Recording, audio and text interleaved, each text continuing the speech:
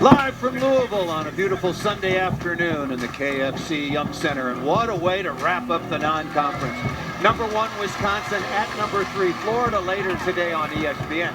But first up, here in Louisville, 9-time national champion Stanford takes on the undefeated Cardinals, coming off a very impressive sweep over Kentucky on Wednesday in front of 13,000 faithful.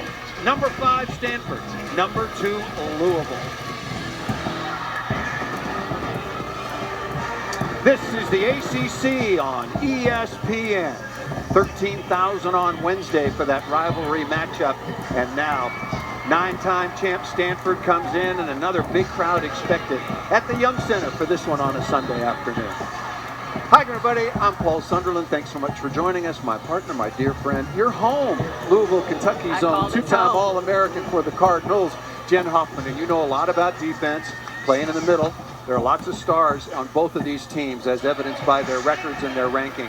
But we're going to have a battle of the bros today, 2 of the very best that may well decide this entire outcome. You're absolutely right. And mentioning defense on the blocking end, very much different than defense on the floor. And you've got 2 stellar liberos. And let's start with Ogilvy for Stanford. Now, she averages just under 4 digs per set, but that means nothing when she's dropping dimes on Cammie Minor's head to get that transition offense going. So she's going to have to make sure she's reading DeBeer and Looper on that left pin correctly in order to get some points for Stanford.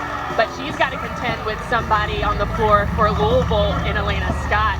She reads well on the floor. She feels the floor, feels the defense. She's averaging over 4 digs per set, and she's dropping dimes just the same on block to get that transition offense. So these 2 on the floor, the defense is going to be the difference in this match. Both of them absolutely outstanding at the libero position. Stanford at 6-2. Lost to Nebraska on Tuesday night, 3-1. They are headed up by Kevin Hambley, now in his 7th year in Palo Alto. For the second time, the Pac-12 Coach of the Year. Very disappointing exit last year to an outstanding team from the University of San Diego in the regional finals. On the other side, Louisville still perfect at 9-0. Danny Busboom Kelly for the 3rd time last year was ACC Coach of the Year. Add to that the National Coach of the Year in 2021. Both of these coaches have done spectacular jobs with their respective programs. Louisville, Stanford has been there. They've won the national championship 9 times. Kevin Hambley's won it twice. Danny Busboom Kelly, national semifinals 2 years ago, national championship match last year before falling eventually to Texas 3-0. These 2 teams meeting for just the 2nd time. It was Louisville, Danny Busboom Kelly's Cardinals taking out Stanford last year 3-1. Stanford 3-2 versus the top 25 this year. Look, I'm always a little bit surprised whenever this Stanford team loses. I think they're the most talented, most experienced team in the country this year among many. But they lost at home to Florida, one of the biggest surprises of the non-conference. And then they were outplayed on Tuesday night by a young Nebraska team. And we got to look at their schedule. We'll talk a little bit more about that, but they haven't had time to train. Back-to-back hard, heavy matches for this Stanford squad. We're going to see how they've been able to train these last couple of days to get ready for the match against Louisville. Well, Coach Kevin Hambley, as we talked about, leading this effort for the Cardinal in his 7th year, had a 5-day quote-unquote break after losing to Nebraska. That's the longest they had since September 1st, and he really wanted to get back in the gym and train, and that's why he came for a Sunday match. He traveled on Friday to make sure they had a full practice day yesterday. Set to go, best 3 out of 5 sets. Louisville in their home white uniforms. Again, these 2 outstanding programs meeting for just the 2nd time. Remember, it was last year, Anna DeBeer in Palo Alto injured her knee and missed the next 2 months, but Louisville just did a tremendous job in her absence, and she came back strong and had a magnificent tournament. We'll give you those numbers in a moment.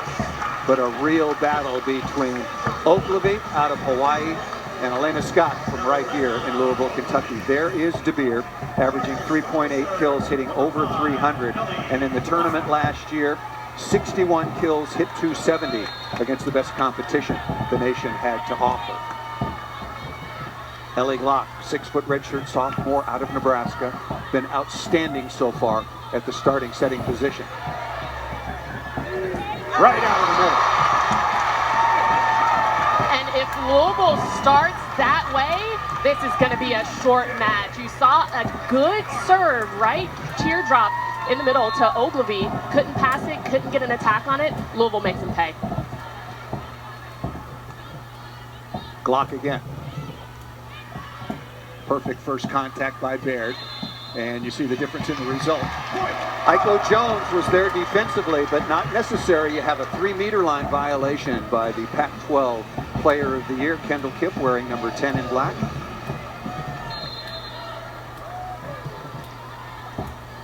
Ellie Glock averaging 9.5 assists. Serves well. As evidence there, Ogilvy stepping in. Nice first contact and off the edge of the block by Sammy Francis. The 6'6" middle blocker wearing number 17 out of San Diego. And if Stanford really wants to get out of these rotations, these hard served rotations by Louisville, they're going to have to find their middles early and often. Cami Minor did a really good job of setting Sammy Francis there. 5'10" sophomore wearing number 3 and a Pringle defensive specialist on to serve. That is a really quality reception. Not a good set, that ball well off the net, but a tough serve handled very nicely by Scott. Scott moving well deep. You see that they're structuring their serve receive a little bit further back away from that 10-meter line because Stanford is known to serve to the end line. Rotation number 1, and that ball nicely over the top of the block, and I mentioned that because that's a rotation with Iko Jones. She's a right side specialist. That's the one rotation she has to hit on the left. And this is where you have an option as well. You can have Charity Lupler go and they stack on the left side, but Iko Jones taking care of that ball on that left pin. Charity Lupler, 5'9" junior out of Dallas, Texas, the transfer from UCLA. Having a very, very nice first season here in Louisville. Baird through the block and down, and a little bit of a deflection. You don't see that often. Not coming up with it was DeBeer or Scott.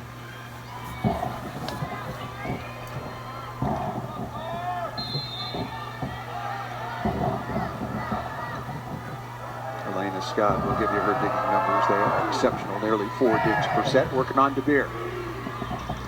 And down the line and just out of bounds. Pretty good looking swing and a nice delivery by Glock, but just a hair long by number 14 in white.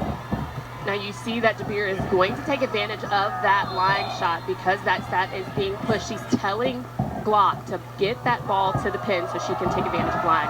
Here is Cami Minor out of Redondo Beach, California, the reigning Pac-12 setter of the year. Tigran Kong, you live right here in Louisville, so you've seen Kong a lot during the course of her development the last 3 years. Did you expect this from her? I think she's playing at a really high level. The pressure of her coming into the match in the semifinals last season was no pressure at all. She came in, she dominated, she got some blocks where Louisville needed. But right now, I think she's feeling a little bit of that pressure to perform, and she's doing her job. Cressy with a nice block touch. Kipp is dug. Transition opportunity. DeBeer through the hands that time of Vicini and out of bounds. Very nice transition volleyball for Louisville. And that's the name of the game again. DeBeer going down that seam. She's seeing that the availability of her attack is always there on cross. Scott again working on Baird. Baird off the right side. Scott all over that. And Cressy in transition. Really good overhand defensive take by Elena Scott.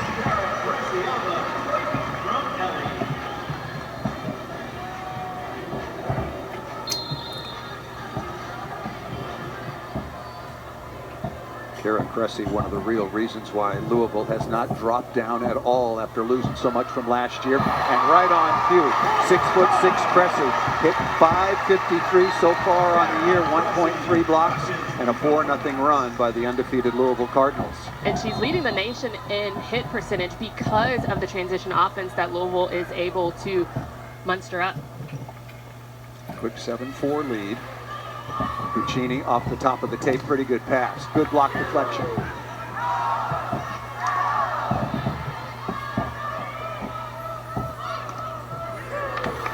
Lupler, who's also been playing some really good defense. Good hustle by DeBeer.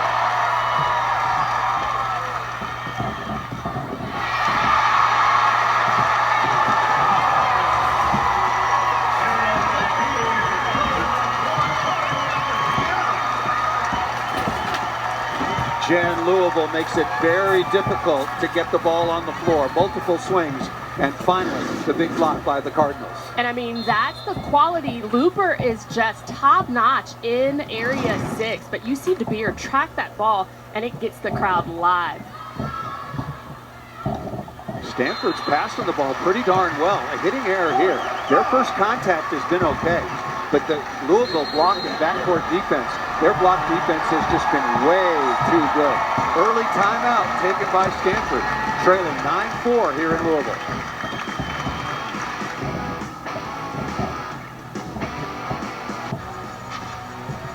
Back at the KFC Yum Center in Louisville, Kentucky, the number 2 ranked Cardinals on top of Stanford 9-4. Crowd of about 10,000 expected on this beautiful Sunday afternoon. 12,760, a new record for Louisville volleyball on Wednesday night as they took down their in-state rival, the Kentucky Wildcats. Really quite dominated fashion, 3-0. In that match, Louisville hit 344 to only 196. For the 2020 NCAA champions, the Kentucky Wildcats and Elena Scott, 4.5 digs per set, already with some really nice connections. And you were talking about it during the break. The Louisville block right now is doing a really good job with some touches. And I don't think people talk about that enough. What slows down the ball is the block touch, to be able to get those quality transition plays and make it easier for Elena Scott to put that ball on Glock's head. So block touches, first line of defense is super, super important. Well, I knew as a middle blocker you were going to not let all the credit go to the defensive specialist. Here's Katie Baird, All-American outside hitter, missed the first 3 matches of the season. That's going to be an interesting violation. Wow. This is a very difficult call to make. Ellie Glock was up to set the ball, and the front row attacker, Elia Rubin, came down and hit the ball back onto Glock, and Glock is in the back court. So bang, bang play, and a much needed point for Baird and Stanford. That ball might have been out of bounds, but touched by Looper. That is not a good set. That is a perfect set in transition, and there's the block touch you were talking about. Yeah. First line of defense. Players laying out, but better quality tight block by Louisville to start. And that's, I think, what's missing on the side of Stanford, those block touches to be able to run that transition offense. They're not really getting that first touch. That first contact, like you had mentioned, is fine. They're just needing to make sure that they're getting those quality block touches as well. There is 6th-year graduate super senior Iko Jones. Are we still saying super senior? I just said it for the first time, I think, ever. A redshirt year and then a COVID year, and number 15 has been here in her new hometown, and what a career Iko Jones has had. 1,634 total kills. Here is Ogilvy. Perfect first contact. Again, quality block for Stanford there. 6'6", 6'5", and very athletic, and can really get off the floor. Francis, along with Kendall Kipp. And this is the aggressive block. They're in a great rotation. You see that they're moving very well, very quickly, but that block is not going to get past Kipp. Good job by Stanford coming out of the timeout. They had given up a 4-0 run and now answered with a little mini run of their own to get back within 2. Looper out of the back row. You won't see that happen very often. Ogilvy got stuck in the sands of her native Hawaii. She absolutely did. She didn't get stopped in that position because she knows, she scouted this Louisville squad. She knows that Looper comes out of that big, so she has to make sure her feet are stopped to be able to push that ball forward. Anna DeBeer, a much, much larger leadership role this year. It's hard to be a leader at ball serve just out of bounds when you miss 2 months and your entire, 70% of your season is spent in the training room and at doctor's offices, but she is clearly one of the top leaders for her team this year in Louisville. 9-0, number 2 in the country so far. Very impressive non-conference. Here is Kendall Kipp. 9 attempts per set, the reigning player of the year in the Pac-12 conference. Looper, a high flyer, got a touch off the block and off Baird in the backcourt. And this is a really good, again, good rotation because Stanford is going to try to pass Looper when she pushes back in serve receive, but you see that she kind of bails because she's letting Scott take bulk of those service balls. Watch this ball move. Kara Cressy hits a very, very clean, oh, thank you very much. Jinx. I was going to say clean, flat serve. Had a couple of aces against Penn State, served well against Kentucky, but that, Kara Cressy, was a dud. Better next time through. Here is Rubin wearing number 13 in her second season at Stanford, 6'1" sophomore out of Brentwood, California, all Pac-12 last year. That was a very tough serve. Flat and clean serves, nicely done by Rubin. And Rubin is going to continue to go after that seam between Looper and the freshman Camden for Louisville. So very good serve. She's going to try to hit it again. That ball drifts just out of bounds. That ends a 6-3 run for the Stanford Cardinal, but back within 2. Very nicely done by Kevin Hambley's squad, and what a non-conference they have played. They played at home to Florida, lost, went to Texas, swept the Longhorns, went to a very good team in Houston and Rice, to Houston to play Rice, then back home Ohio State, Minnesota, and then Nebraska. That ball missed out of bounds by Francis. I mean, one of the toughest, if not the toughest, non-conference schedule for Stanford. I think the toughest. Absolutely. Stanford hitting 0 right now, 4 kills, 4 errors, so scoring no points in the attacking phase. Aiko Jones is a very good outside blocker. And great quality touches. If you can see their eyes and how they adjust to the block, this is what is the difference maker for the block for Louisville. We talked about second contact after the block touch.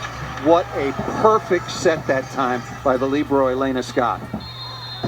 Right on target to Aiko Jones.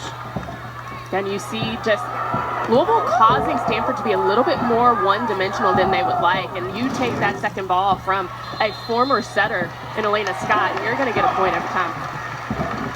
Boy, Stanford error-riddled right now. They struggled at times. Boy, Nebraska's team. Nebraska has been one of the biggest surprises to me, and we've got a list of that. I mean, Nebraska took down Stanford, and they did not look very Cardinal-esque at times last Tuesday.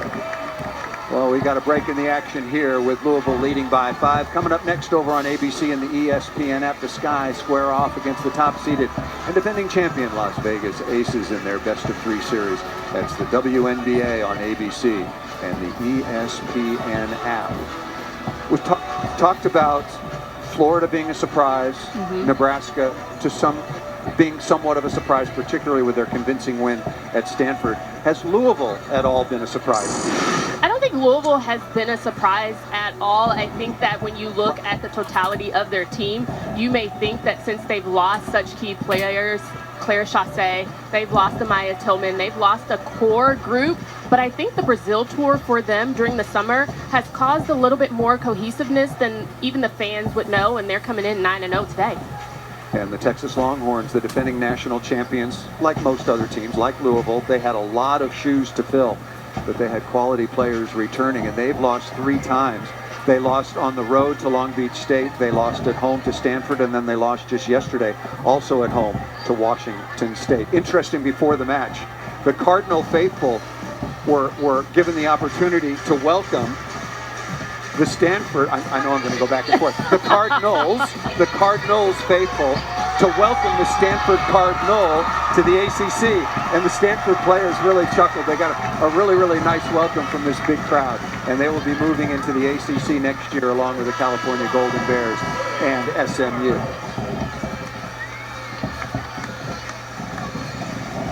So Stanford got back within 2, now trailing by 5. Louisville very good offensively, 10 of 16, only 3 errors.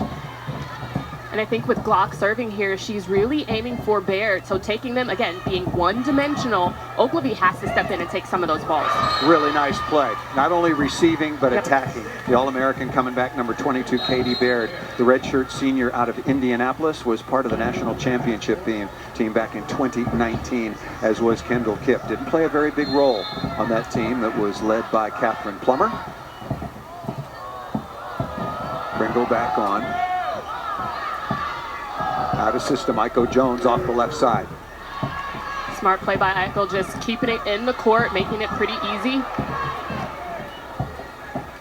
Kip has been very quiet out of the back row. The combination, the location from Cami Minor, not quite there, but that's evidence of what that combo can do. Well, I beg to differ because I talked with Kevin Hamley earlier, and he says he likes to run that D a little bit inside the court, and you see Iko moving inside, leaving that line for Kip. Nice swing by Jones off the edge of the block and out of bounds. Yeah, my point was about the 3-meter line violations, not necessarily the distance inside the antenna, but the distance off the net. It's not as smooth as it should be. I really like Kip off the D instead of right down the middle because it gives Louisville's blockers time to adjust out of that middle, but not so much on that right pin. D is out of the right back, the pipe out of the middle, as you might imagine, and a couple of service errors. Cressy had one awkwardly early, and here is Charity Looper, 6 aces and now 16 errors so far on the year, as Cami Minor will go back to serve. Daughter of Harold Minor, back in his days at USC in the 90s, was the National Basketball Player of the Year. Did a bunch of his games, both in... Oh my goodness! Holy moly! I think I blinked and missed it. I think I blinked and missed it. How about the elevation from PK, but the connection has to be there, and the timing has to be precise for that to take place.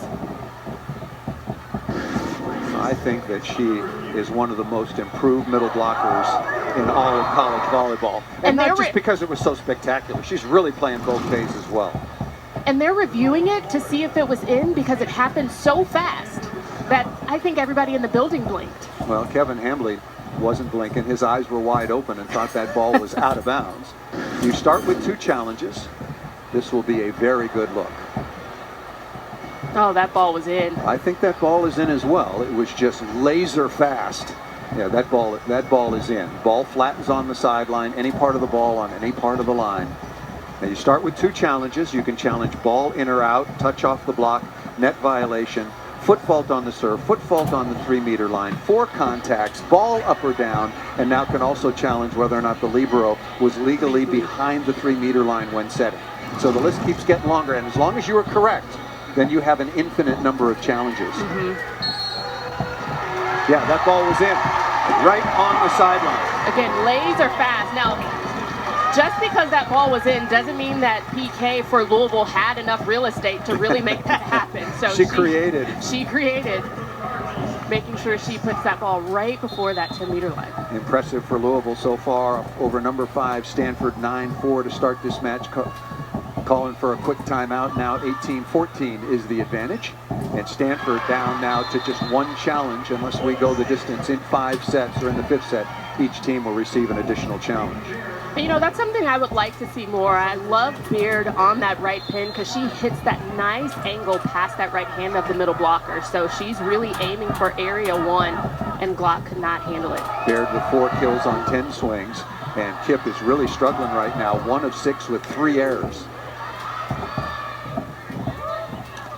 Rubin ripping inside.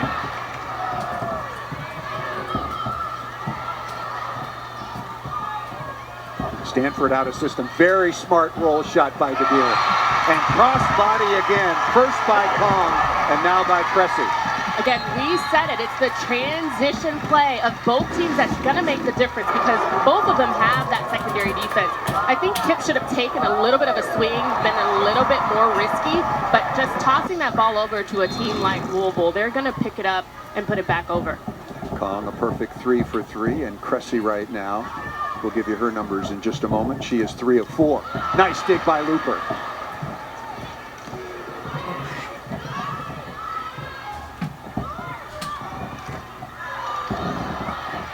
Kip is getting slowed a lot. Good block defense. Deflection here by Stanford, but can't control it. Second contact wasn't good enough.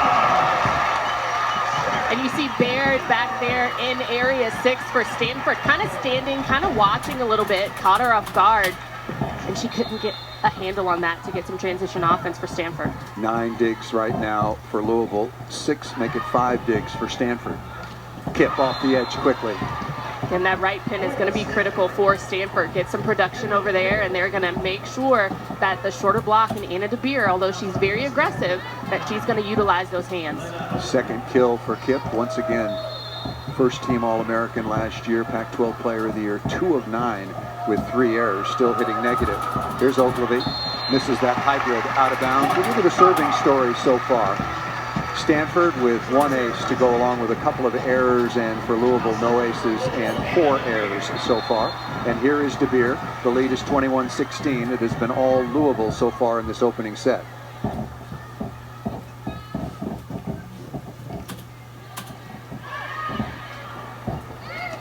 Combination, nicely done. Francis took away the middle blocker that time, Cressy. And Cami Minor with the tempo, really doing a good job of executing. She took Cressy out of that, gave her attacker Rubin a single block, and that's how you're supposed to put it on the floor. Stanford still has time. Good point scoring rotation with Kip in the back row in area number 1 serving, but missed that weakly into the net. I said Cressy serves so well. I think Danny Buscombe-Kelly didn't like that previous serve that tumbled into the net. Subbing out here to bring in a defensive look. CC Rush coming in to take that serve for Cressy. Cressy can be a weapon from the service line at 6'6", and the same result.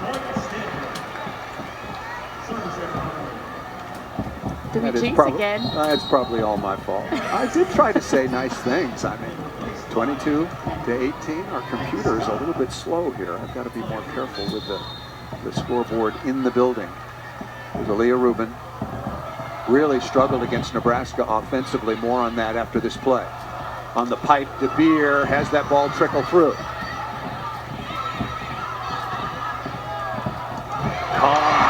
On the backslide. Just execution off of these transition plays. You see that Louisville is taking a lot of these balls with their hands, making sure that they're setting the pace, and that ball is down by PK. Louisville hitting 480 so far. The Grand Kong perfect 4 of 4. Look at Looper 3 of 3. Cressy 3 of 4. They're shredding the Stanford defense right now. Again, making it easy. Good touch in system here, and Baird will throw it right into the donut or the campfire, depending on your taste. Very, very nice shot by number 22 in black. You know, something we have not seen from this first set at all is the aggressive play of Cami Minor. Usually she would have taken a couple balls over on the second touch by now, but we're maybe starting to see that she needs to take a little bit more of an aggressive approach in the offense. Looper been rock solid in serve receive. And that ball gets down somehow. Interesting set that time by Vicini. First she thought Vicini was going to take that second ball over, but she says, I want to pretend I'm a center for today and put that ball in the air. They're having a pretty good chuckle over that one. And Stanford has not played well in this opening set. Louisville has. They have outplayed Stanford, but Stanford's got time to find a little something before the end of the first set.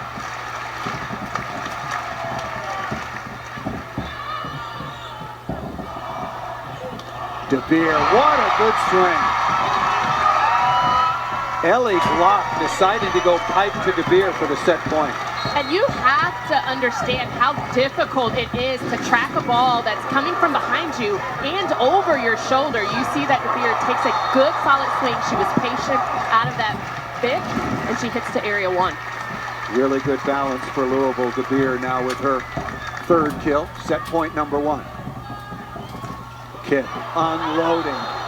That's Kendall Kip.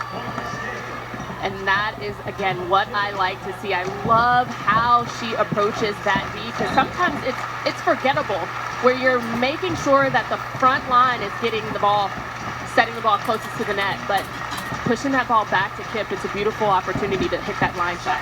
Set point number 2.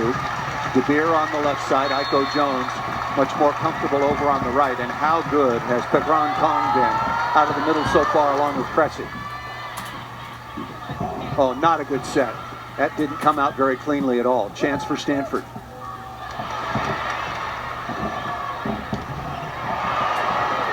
Beautiful up by Ogilvy. Defense is on display. Tough chance for the Beer, well off the net. But I was very impressed with Ellie Glock and how smooth she was, both against Penn State and the win over Kentucky.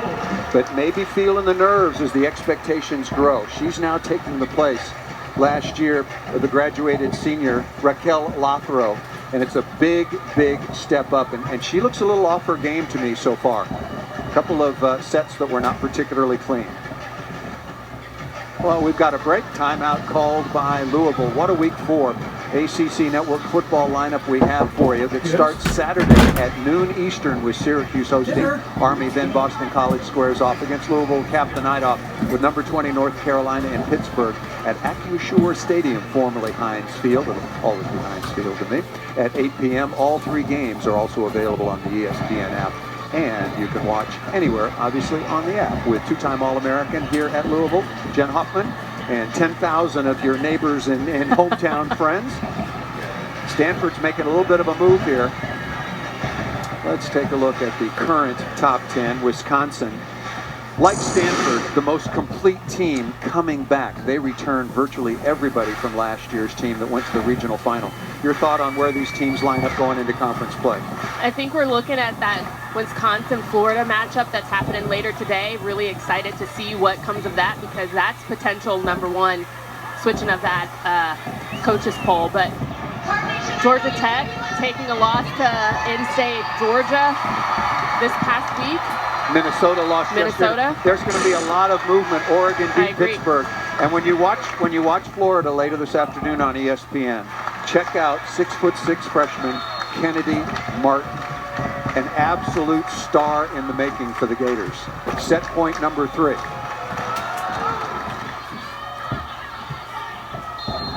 That's wow. Violated the plane of the net. That was a very, very tight pass, and Ellie Glock doing a good job getting up there aggressively. You can't challenge this. This is not challengeable. And the second referee, Young Park, has just informed the Stanford head coach, and it was Louisville led throughout the opening set in front of this fired up crowd for this top 5 matchup. And Louisville hangs on to take the opening set 25-22.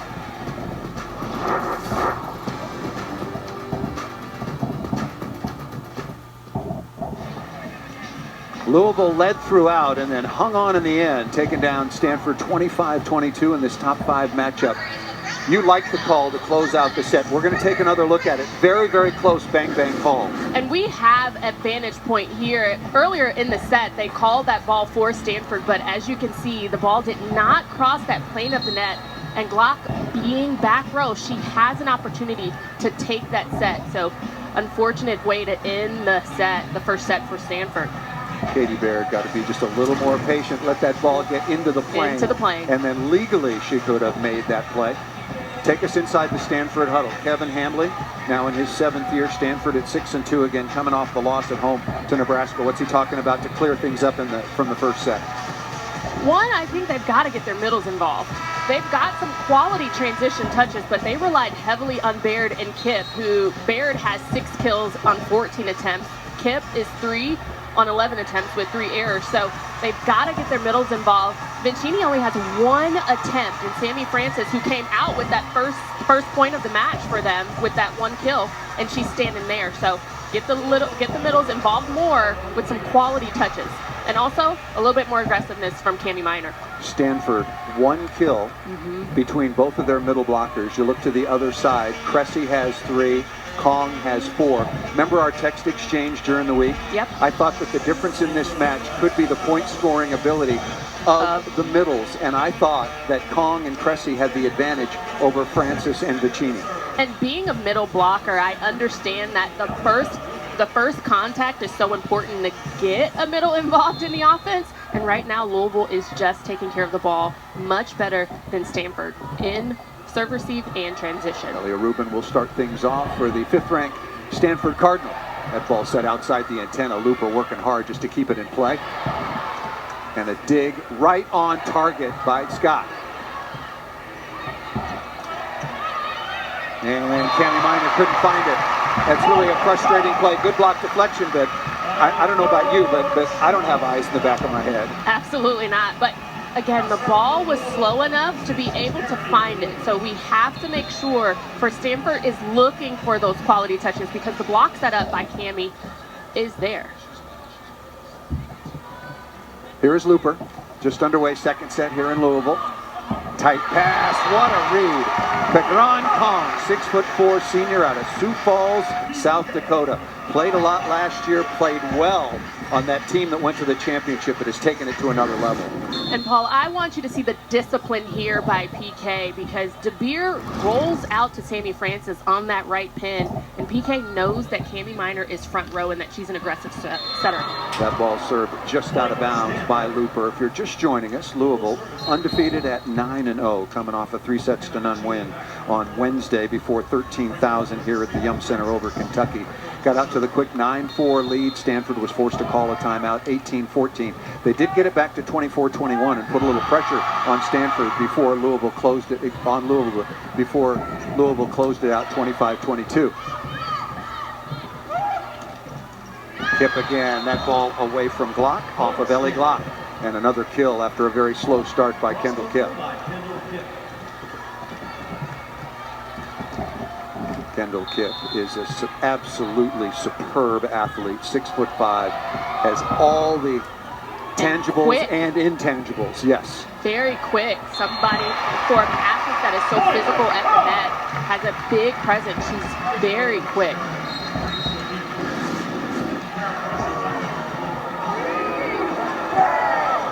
You see here again, Eichel is taking that ball right down the seam. Middle has to close for Stanford. Vincini not there. Aiko Jones now 5 of 8. All of the Cardinal attackers hitting for a pretty nice efficiency save right now for Anna DeBeer.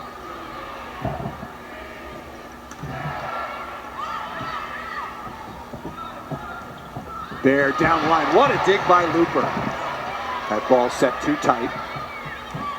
A little hesitation right there from Baird. Baird having to work hard. There was a touch there. That ball's called out of bounds. This is a tough one for Kevin Hambley. Yeah. He has one challenge left.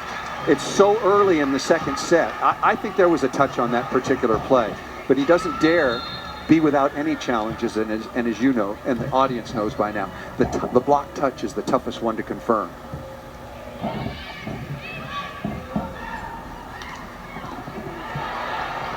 Looper again with the dig.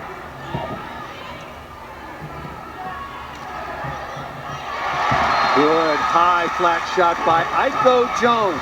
6 kills on 9 swings, hitting almost 600. I think the icing on the cake for Louisville is the quality second touch from former setter Scott. She was a setter at her high school here at Mercy, and now she is one of the nation's best liberos, getting that second ball for Louisville. Service errors starting to become a little bit of a story for Louisville. Hard to criticize them. They're on top of Stanford, ranked number 5, 25-22, 1-0, and 5-3 here in the second. Thank you very much. You see the total service errors right on cue. Here's Cammie Minor.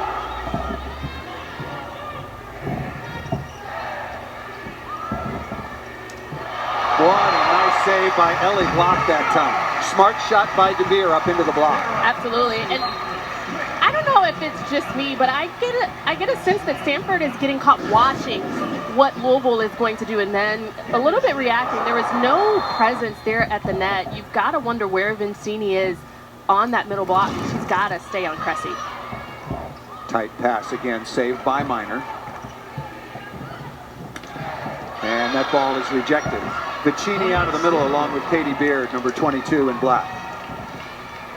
There has to be some excitement for that. I was excited for them. They have to make sure that they are getting every point that they possibly can. They need to make sure that they're utilizing the errors on the service line by Louisville, but also getting some good quality blocks. Let that be the thing that jumpstarts your offense. Baird was really a bright spot against Nebraska earlier in the week. The numbers that she put up, 15 kills on 30 swings, and now over 1,000 kills to her credit, again wearing number 22. And there's Kara Cressy. Right now the middles for Louisville are almost perfect. We'll give you their numbers. Kong is 4 for 5. Cressy is 5 for 6. No errors. They're both hitting 800 or higher.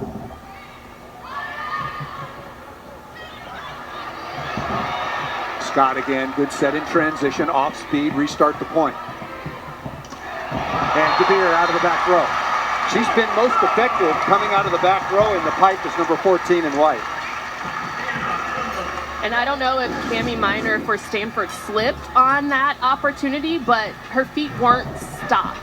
And you see that defense right there.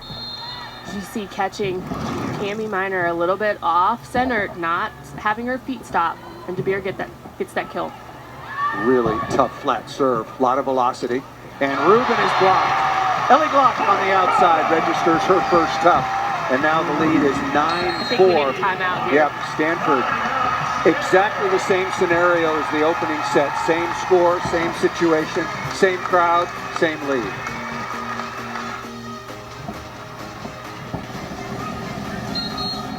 All Louisville so far here in the second set on top of Stanford 9-4, as you can see, won the opening set 25-22, hitting 370 to 093 for Stanford, and two of the marquee attackers, Katie Baird and Kendall Kipp for the Stanford Cardinal.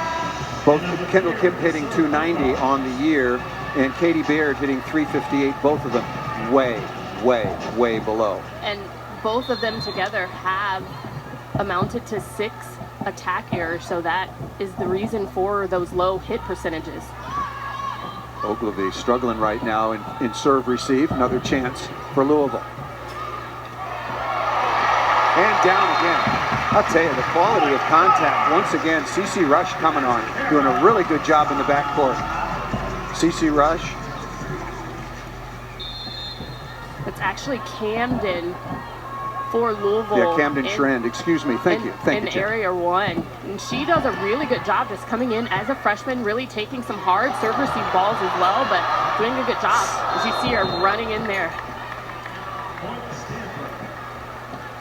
Tracking it down. Tell you, play in a building this size, there's a lot of room around the court. And Camden Schrand, excellent hustle chasing that ball down, the 5'7" freshman out of Villa Hills, Kentucky. She stepped in nicely, playing a big role as a defensive specialist. Aiden Bartlett had that position all last year and the year before, but right now it's Schrand. Loopers passing really well, as is basically everybody for Louisville. Unforced error there, a rare one, first hitting error for either of the middle blockers for Louisville in Cressy. And that ball just a little low for Cressy. Tempo still there, she just needs it a little bit higher. There's Elena Ogilvy.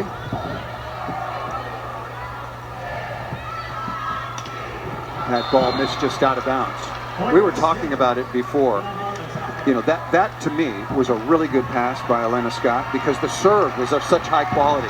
She was able to get that ball to the 3-meter line. And just like in the opening set, Stanford making a move. And unfortunately, I think that ball was just a little bit too high for Looper to really get control over it. She likes those really deep, hard, quick balls, as you can see there. Look at that perfect set in transition. Both liberos doing a magnificent job defensively. Here's Baird. That ball set too tight. And DeBeer off the block and out of bounds. Very, very smooth, composed transition.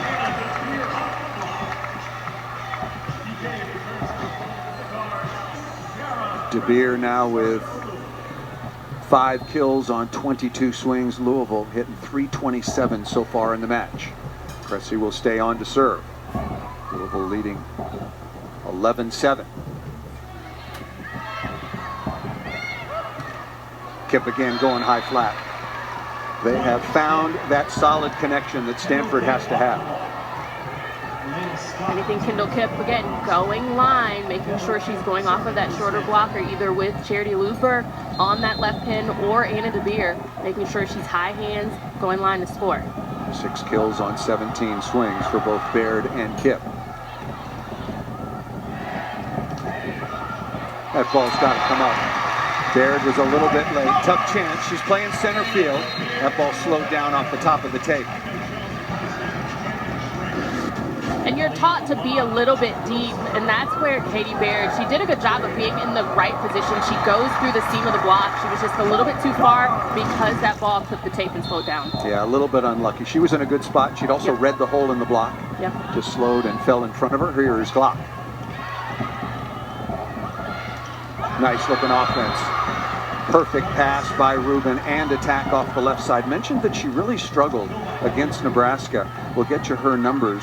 And she was only 7 for 27 with 11 errors. And I asked Kevin Hambley before the match, did he think about subbing her? He said, I thought about it, but she was passing 2-7 out of 3. She was just passing nails all match long.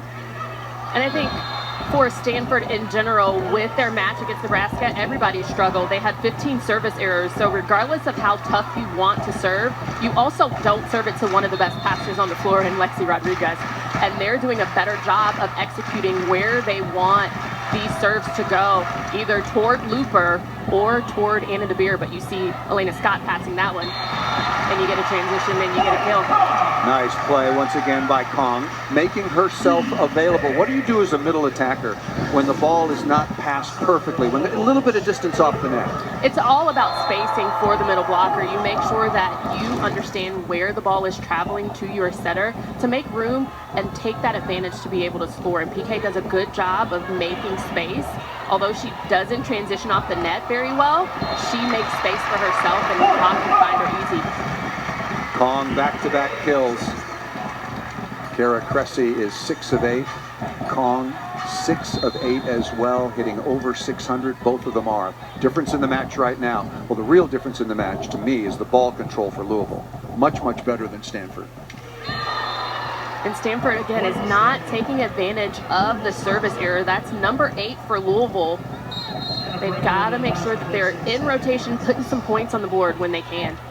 And they have to do it at the service line. Too many? 8's too many? 8 for Louisville, 8's too many. Okay. Regardless of how aggressive you want to serve, you still don't want to miss. Here's Anna Pringle on once again. Look at the perfect pass. It's like practice. Nice dig by Rubin. Good read. And Kendall Kipp unloading down the line. I love to see it. That is world-class transition volleyball. I told you in the first set, I love Kendall Kipp coming out of that D. Even if they bring the middle behind, it just opens the net. You see that McKenna was running that 6 behind the setter, and you've got the D for Kendall Kipp, and it's going to work every time. Stanford back within 2. Very similar to the opening set. DeBeer comes through. She still wears that very heavy brace on her left knee that she injured exactly a year ago in Palo Alto. But she didn't tear her ACL. She tore her PCL and missed 2 full months. And I think she only wears it because she has to, but she's going to put that ball right down the seam of the block. Here's Elena Scott. We'll give you her dig numbers, but it's more important passing-wise. Rubin dropping a dime. And there's exactly your point about Cami Minor being aggressive at the setting position. Cami Minor will start to let this Louisville squad know that she exists in that front row. She's taking that second ball over just the way that she did, being a little bit more aggressive. Now 15-13. Remember, Louisville led it in the first set 9-4, led it in the second set 9-4. Ball set a little bit tight. Smart adjustment by Kipp, number 10 in black. Timeout, Louisville. I think this team for Louisville needs to make sure they're settling down and not getting too spastic, because they start to play a little bit more perfect volleyball when all they need to do is get the ball up and just get back to business. 4-1 run now for Stanford. And that ball off of Vicini and out of bounds and going back to the middle again. Look at the number of middle attempts. Kong has 8 for Cressy. Now that was 9. 17 attempts between them, hitting a magnificent percentage on the other side. Francis has 3 and Vicini has 2. 17-5.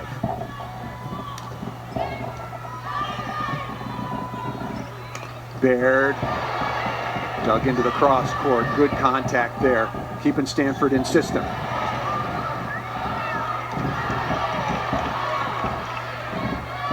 Ogilvie giving Stanford a chance. Anna DeBeer starting to heat it up. Starting to heat it up. She's saying, don't play with my food. Let's get this over with. Well, she was among the Louisville hitters. She was not necessarily setting it on fire in the beginning. The pipe got her going, and now comfortable on the left. And everybody's hearing us, and you know Kevin Hambley wants more production out of the middle, so forcing this one here to Bacchini, number 14 in black. Her first kill. And the middles for Stanford do a good job of holding the block to create that space for their pin hitters. But sometimes the middles work too hard to not get fed a little bit of love. Here is Baird now with 6 kills on 18 attempts, working on DeBeer. And Luper, that ball's off the floor, but not high enough to continue the play. I'll tell you, Luper and DeBeer are both very, very good out of the pipe, whereas Kip hits it out of the right back or the D.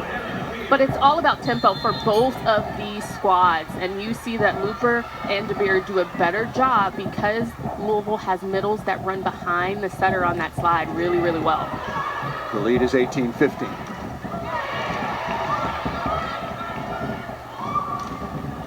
Good transition. Very nice block attack and block coverage.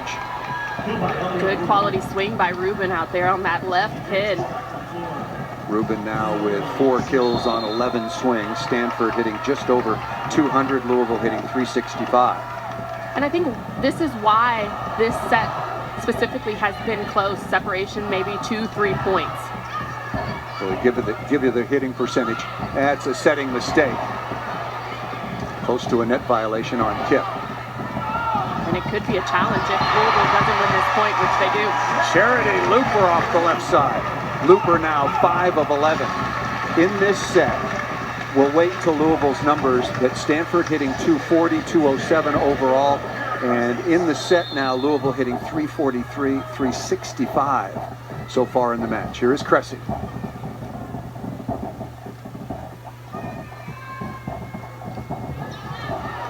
There's the serve that I was anticipating, and she's fired up about it as well. Kara Cressy can be a real weapon at the line. Now 11 aces so far on the year. That's against one of the best receivers in all of college volleyball. And it's interesting, maybe Cressy is testing her to make sure that she can pass this ball, because Cressy pushes that ball and then it just drops, like the air just sinks out of the balloon. Timeout called by Stanford with Louisville leading 20-16. Tomorrow we'll have 2 Monday Night Football matchups for you. Derek Carr will lead the Saints against #1 overall pick Bryce Young and the Panthers at a special start time, 7 Eastern, 4 Pacific on ESPN and ESPN Deportes. And Nick Chubb and the Browns take on TJ Watt and the rival Steelers at 8 Eastern, 5 Pacific on ABC and ESPN+. Louisville has been very, very impressive. All phases, serve reception, setting, block defense. What about Stanford, and why are they struggling right now here in Louisville? You know, I can say that I don't know, because they're playing a lower level of volleyball than we're used to from this Stanford squad. So they're not getting their middles involved. They're getting decent touches on the block now in this second set, but it's just about the execution. Louisville is coming back, playing that secondary defense just as well, but getting those kills in transition, and I think that's the difference right now. Talked a lot about the schedule for Stanford, by far the hardest in the country. This was home versus number 3 Florida before this stretch began. But look at the dates. 1 day in between, 2 days in between, no days in between, and then a couple of days in between before you lose to Nebraska at home. And then finally, today's the 17th, finally, including travel and whatnot, you have 2 or 3 days to train, and they practiced here in Louisville yesterday. And I checked, they didn't train in this building. Nope. They were not able to. It's expensive to turn the lights on in it, but right now Louisville is hitting on all cylinders.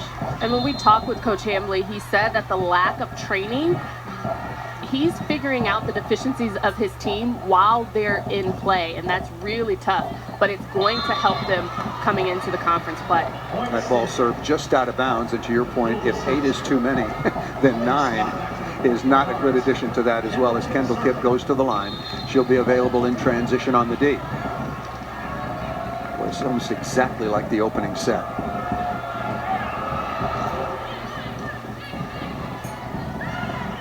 Luper on the combination play. I mean, It's just the Louisville offense. Glock is doing a beautiful job of just moving her attackers, moving the ball around, finding the big when there is no outlet. She knows where her hitters are, and she is setting them up for success. You've got the middle, again, just hitting off the charts. Cressy with 7 kills, Kong with 6, and Looper with 7. 7 of 13. That's a nice response by 6'6". Sammy Francis, number 17 in black. Charity Looper has been superb to me in serve receive and then going and attacking. Look at the percentage she's hitting. 462 right now against Stanford. There is Rubin. The lead is 21-18. That ball is stuffed. Francis again with the kill and with a block this time against Iko Jones. And you know, this is kind of what I was waiting for Stanford. We see that Sammy Francis got into some action. She got a kill out of the middle. Then we're coming here, and Cami Minor's in the front row. This is their best run right here, their best front row, making sure that Cami might be aggressive here as well. So Louisville cannot ease up on this Stanford squad. Wonderful stab that time by Rubin off a tough serve handled by Looper. Baird looking high flat. And Kevin Hambley once again in the same situation. Do I challenge here? Number 22 looking to go high hands and missed it just out of bounds.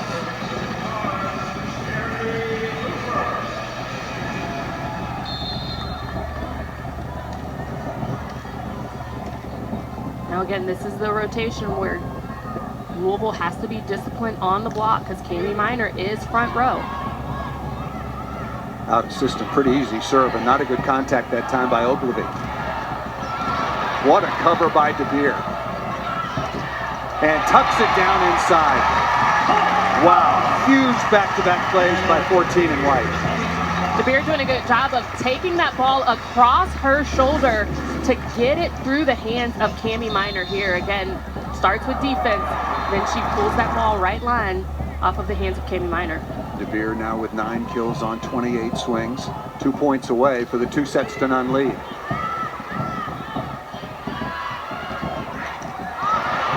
Scott flying around.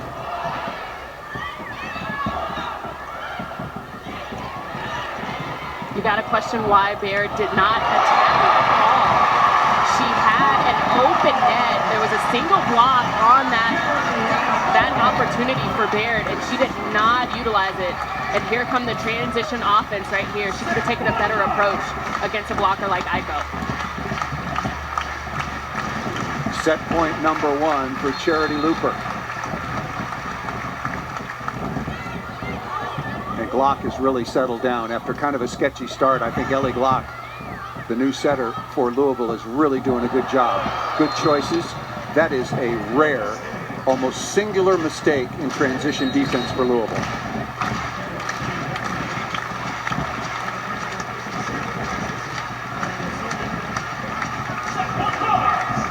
Set point number 2.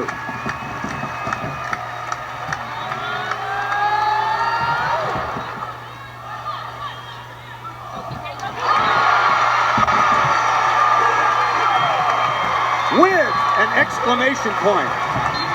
Pegron Kong just detonating the floor here at the Yum Center.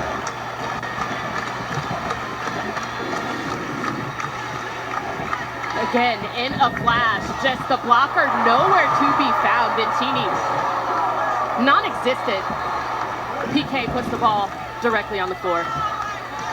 2-0 lead for the undefeated Louisville Cardinals. Number 2 ranked, taken down Stanford so far, ranked at number 5, and joining us now, head coach for the Louisville Cardinals, Danny Busboom Kelly. I'll tell you what, Danny, I mean, it was really hard to watch that. Your team, I mean, really struggled in all phases. Well, you know, as a coach, I'm like, okay, we can serve better. I feel like we can get Iko going a little bit more. So there's some things I know we can do better. But you received serve, you defended, you transition touched, your quality of touch, was that the best you've had so far on the year? I was being ironic. I realize that. I think it was. Our first contact was really great. Our serve receive, we worked really hard this week to clean that up, and have that be a focus point, so it's great to see them execute. How are you going to tell your team to continue this run and remain consistent? Well, you know, Stanford's obviously an amazing team, and this game's far from over, and they just have to have that mindset. We always talk about 2.5 hours. We have to be consistent, however long it takes. Coach, thank you so much for your time. Really appreciate it. Wonderful performance by the Louisville Cardinals so far against Stanford. They lead it 2-0 in Louisville.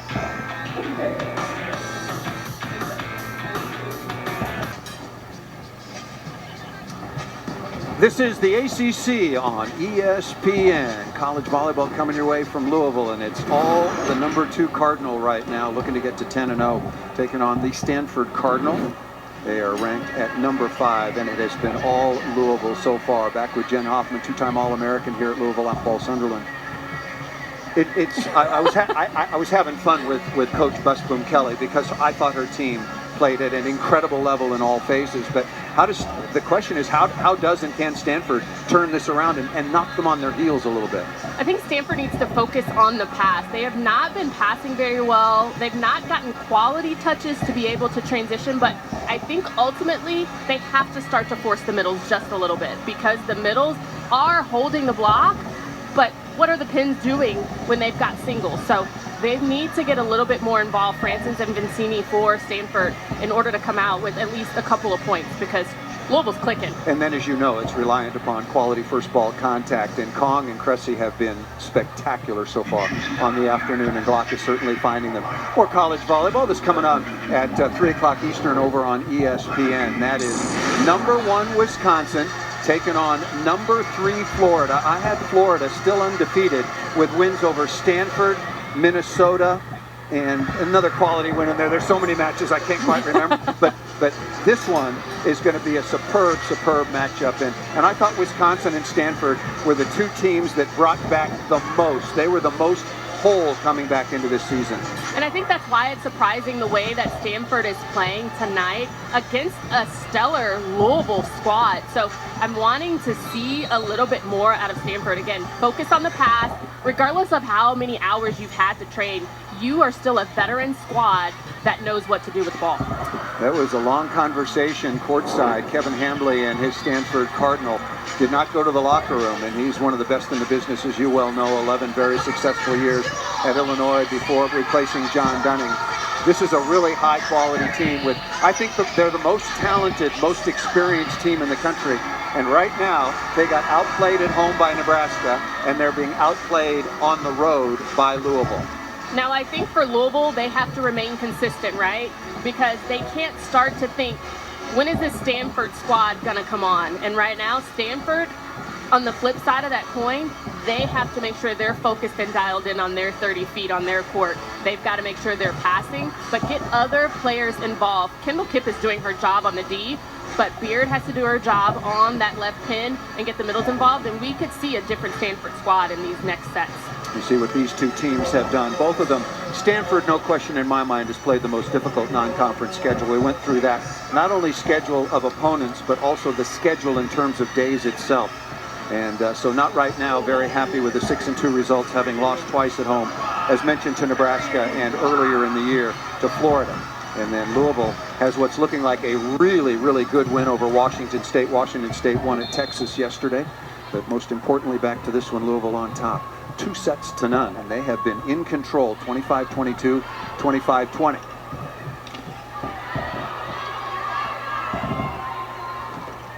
That's missed out of bounds, but a touch called off the top of the block and give the kill to number 13, Elia Rubin. Give you some of the leaders. Kendall Kipp had 8 kills. Katie Baird was 6, but hit under 100. Rubin now with 5 kills. DeBeer 9, Charity Looper 8, Pigron Kong was 7, Kara Cressy was 7, and Aiko Jones was 6. That makes it very difficult to defend that kind of balance, as you well know. Back-to-back hitting errors, and we're just underway in the third set.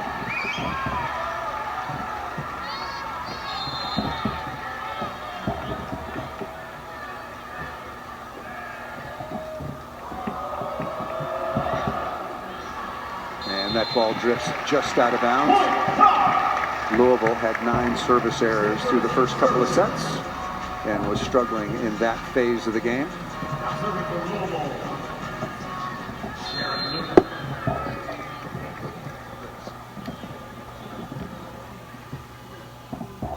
I lost my stats monitor. They're very hospitable people here in Louisville, but I timed out. I timed out on the guest website. Sorry. My visitor's visa ran out. Oh, I'm fine. We're getting it back. We're getting it back. Thank you very much. There is Kevin Hambley. Once again, full well knew the challenges of the schedule. Minnesota, Ohio State, Nebraska, at Texas, at Rice. And now it's 6-2 before going into Pac-12 play on Tuesday against California.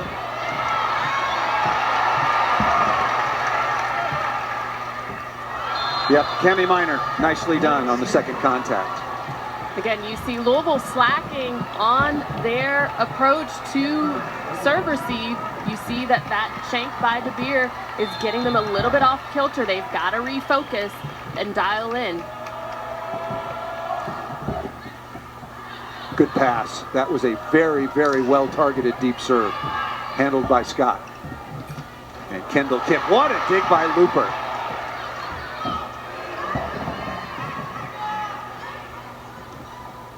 Left side timing not there.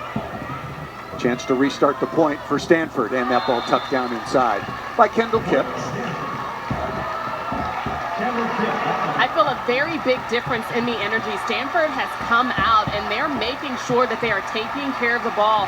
Louisville being a little bit lax, not really communicating very effectively, and it shows in the score. Stanford doing a good job. That's a mistake. You can't serve Scott there. And that ball off the top of the block. You've run a couple of points, and you serve Elena Scott. You serve the ball right in her lap. That's a serving mistake by Stanford.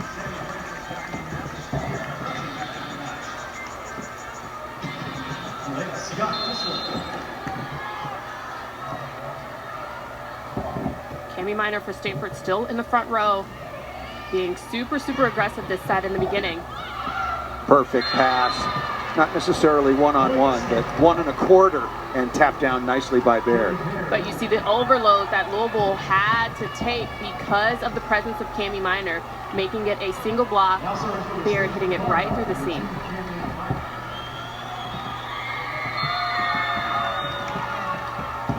Just underway here in the third set, the first time that Stanford has led. Trailed 9-4 in both the first and the second set. Tough chance for Stanford and Vicini.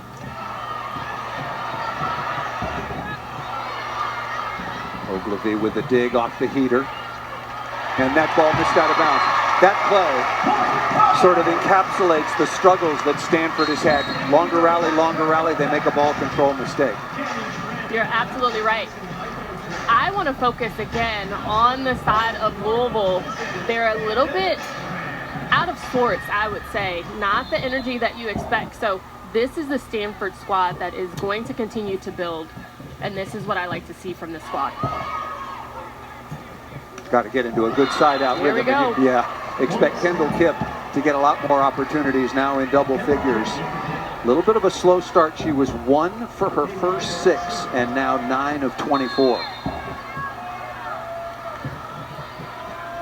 Again, I really like Kendall Kipp on that left side. She hits that really sharp angle. Just nice contact, nice rhythm on that pin. 5th service error here for the Stanford Cardinal.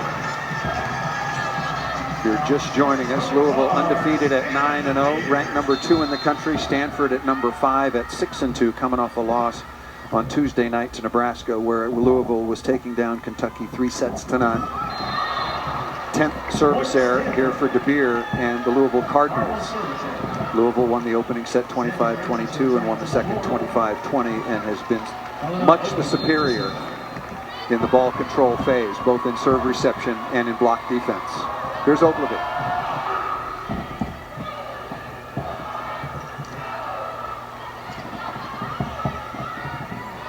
Kipp looking to score and missed it out of bounds.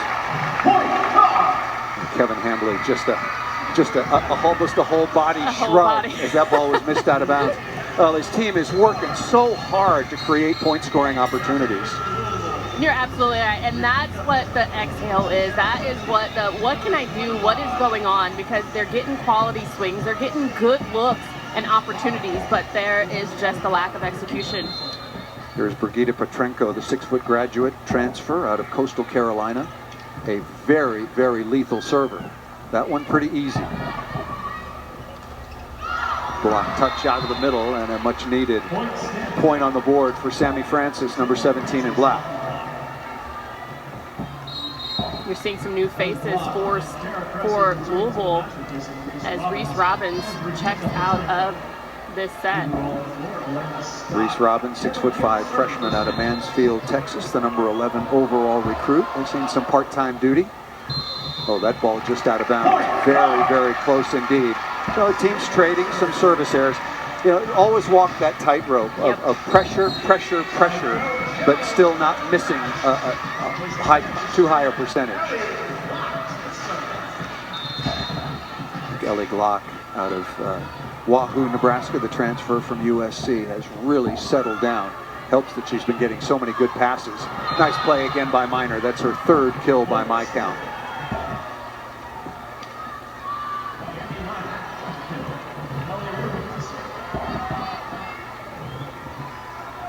Stanford with a 4-point advantage in a must-win set situation to keep this best 3 out of 5 set match alive.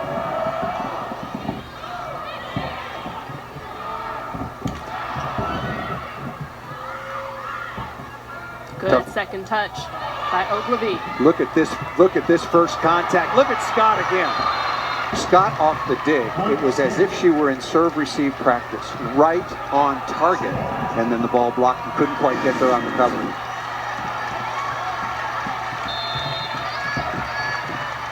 You see here her flying in off of a hard-driven ball to get that touch.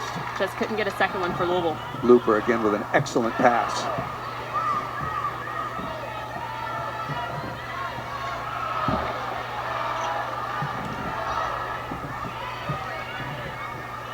Francis on the slide, missed it out of bounds. And you know what? That's not a bad decision by Cami Miner, even though that ball was set a little bit behind Francis. Glock was not in a defensive position to take that sharp angle. So I would go back to Francis again on that slide and see if it works out this time. 12th hitting error in volleyball statistical terminology, either blocked for a point or ball hit out of bounds. And obviously, much worse of the two is hitting the ball out of bounds. Baird, nothing out of bounds about that. Nicely down the line for Katie Baird. Louisville, I get a sense that they've taken their foot off the gas a little bit. They're allowing a team like Stanford, which you do not want to do, because Stanford is going to figure it out. You don't want a team like Stanford to just ease up, and by the time you know it, they're out of the set and pushing it to a 4th. Both outsides passing the ball well. Another chance for Stanford to extend their lead. Right on the sideline by Baird once again. They're coming. They're coming, Paul. Katie Baird hitting 358 so far on the year, and we were joking around a little bit with Danny Busboom Kelly. No joking anymore. Stanford on top by 6.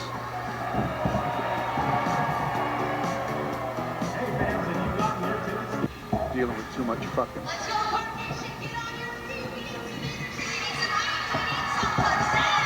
Back inside the Yum Center, and while we've got a moment, want to remind you, here's next week's Sunday Night Baseball matchup.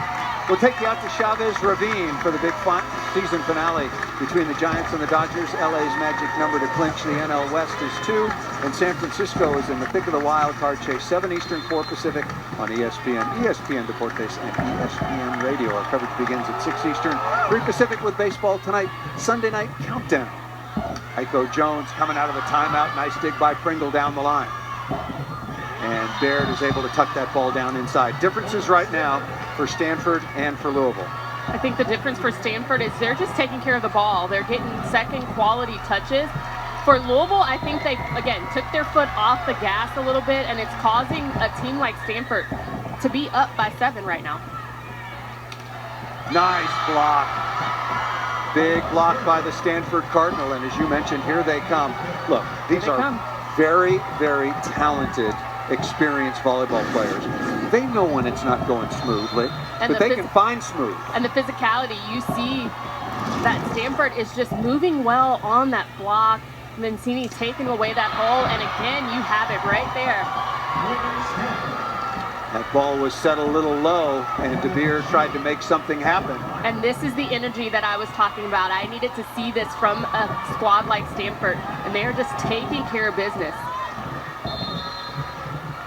A quick, dramatic third set turnaround for the 5th-ranked Cardinal. That ball served out of bounds. That ends a 5-0 run for Stanford. I also think the difference maker for Stanford was that Cami Minor got way more aggressive, and she got some excitement out of her squad. She's got 3 kills, and I think they came out of this set alone. Also now Stanford with 7 blocks to only 3 for Louisville.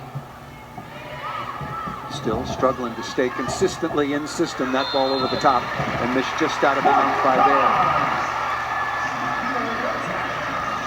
And you know, that's Baird's shot, and that could have easily been in, and no defender for Louisville was around to even get a touch on that ball. So we're going to look to have Baird go deep into these corners again.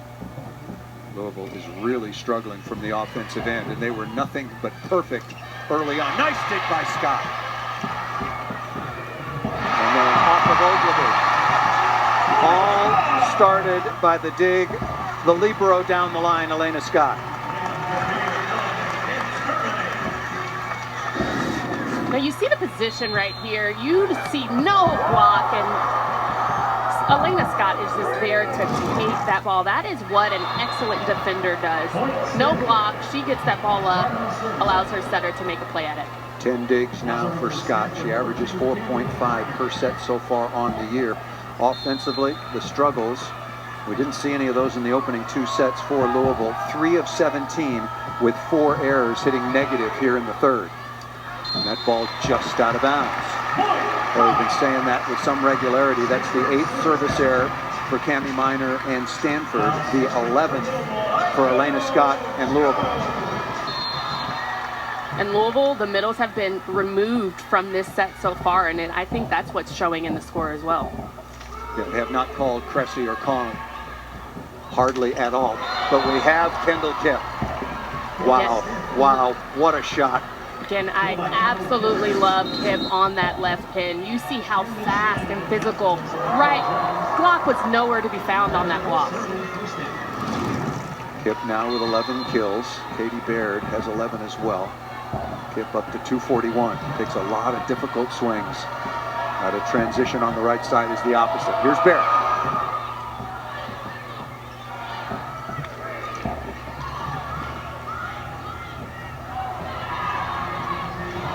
DeBeer out of the play. Got to go to Looper in the back court.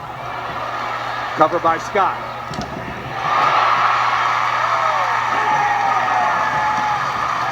That's what pros do.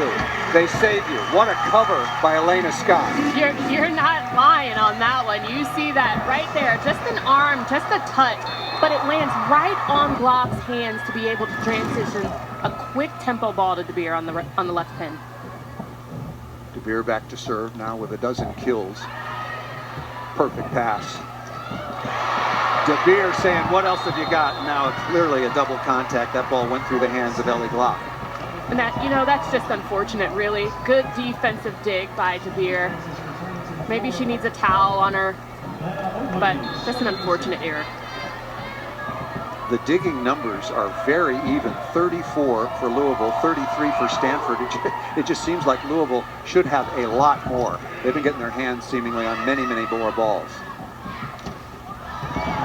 Scott's got that ball up. Absolutely. One-on-one again, and even Elena Scott can't get that one to kill by Rubin off the left side. And you know what? If we could, I would absolutely, without a doubt, give that point to Sammy Francis. She stuck the middle, was able to get Rubin with a clear single block, and Rubin does nothing but put it in the middle of the floor. Timeout is called by Louisville, even after that spectacular flying save by Elena Scott. Coming up over on ESPN, 3 o'clock Eastern time. Florida, certainly to me, one of the biggest surprises of college volleyball season so far. There's Alexis Stuckey, their outstanding setter, but what a job Mary Wise, the Hall of Fame head coach, has done once again. Lost Merritt Beeson to Nebraska, lost Bree Kelly, and here she is once again going into this big match between number 1 and number 3. Carter Booth last year at Minnesota. This year she's taken her 6'7" frame up the road to Wisconsin. I still don't know how that works, but it does. And I mean, doing damage, look at the hit percentage there. This is going to be a battle, and I think this is going to see who will come out as #1 in the Louisville. That's coming up later on from Gainesville, Missouri versus Tennessee. Tennessee, Morgan Fingal's one of my favorite players in the country. Tennessee's got a lot more depth. Interesting match coming up, University of Houston, BYU, that now in the Big 12. And then you have coming up Tennessee and Kentucky once again, number 21 Kentucky. Got some work to do. Craig Skinner's probably scratching his head after that loss. They have had a very, very difficult non-conference. And they have some really nice pieces coming back. Grom and Johnny Keeler, Reagan Rutherford. I'm surprised that they've been struggling a little bit. I think at that point for Kentucky, it's about the cohesiveness. How are they going to put the players together to work well as a unit? Remember, they won the national championship in 2020, I think it was 3-1 over Texas in that one. Ogilvy back to serve out of Hawaii, and Stanford with the 20-12 lead.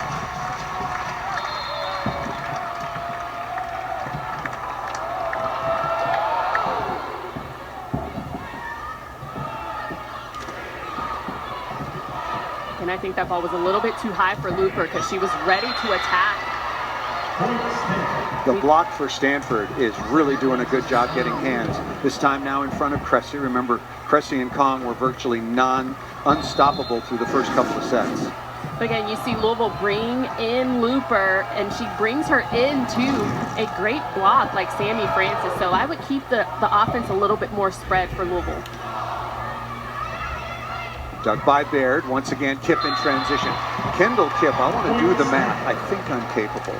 Started 1 for 6, and now with 12 kills. So she's 11 of her last 24 with 1 error. But talk about the feed from Cammie Minor, the presence. I heard Kipp call for the ball, but to understand and get that ball in rhythm, in tempo, to an attacker like Kendall Kipp on the right side is just phenomenal. That's a bad serve. Better block, but a very bad serve. No movement, no velocity, right in the hands of Elena Scott. Stanford was very fortunate there. Again, there was no movement. Good patience by Sammy Francis on the block to just maintain, know that the beer is coming out of pipe in this rotation. 9th block for Stanford. Cressy able to deflect that ball off the edge of the block and down. First kill, yeah, as spectacular as the middle attackers were, and Ellie Glock through the first couple of sets, they have really been cooled off here in the third. And I think that just goes to show that Louisville, this is why Louisville is at a deficit. They rode the curtails of their middles being so successful in those first 2 sets, and they got to find a way. There is Petrenko again, working down the line. Rubin is an expert passer, and Kipp is pretty good at that skill as well. Stanford making it look easy right now. What a turnaround, and a credit to the Stanford Cardinal and their coaching staff. Boy, they were down and out, 2-0. They were not playing well, and they've come out, and they have smoked Louisville here in the third. But for the case of Louisville, again, Stanford knows that this match was not over. Louisville has taken the gas off a little bit. They've gotten a little bit lax in their touches. They've peeled some off the heat of their arms, so they got to make sure that their foot is back on that gas as they want to maintain this lead. Block will go back to serve. Yet another set point for Stanford. Charity Looper's been really good in attack. 10 of 24, hitting .375, but excellent in reception as well. Set point for Stanford. Rubin off the edge of Iko Jones. Boy, what a turnaround for the Stanford Cardinal. They win the third set going away. How many furlongs did they win it by? A lot. How many lengths? 25-14.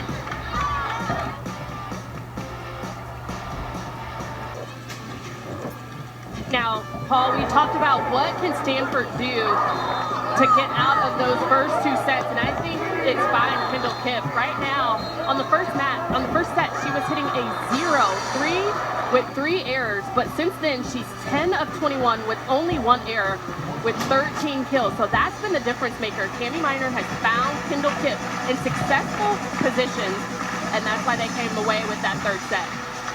That's the first set loss for Louisville in a bit of time. They struggled at Dayton, went 3-2 against a very, very game Flyers squad, but then they came home, impressively swept Penn State, the Nittany Lions, and then on Wednesday were equally impressive over Kentucky.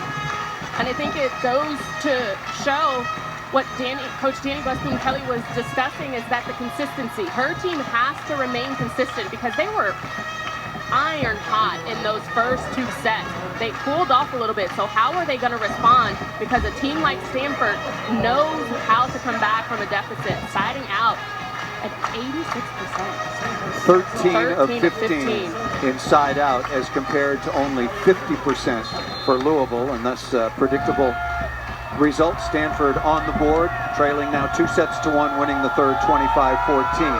Back with two-time All-American Jen Hoffman. I'm Paul Sunderland. Outstanding crowd here on a Sunday afternoon in Louisville. Look at that touch by Scott. Louisville is really good at the defensive end. Ogilvy right back at you.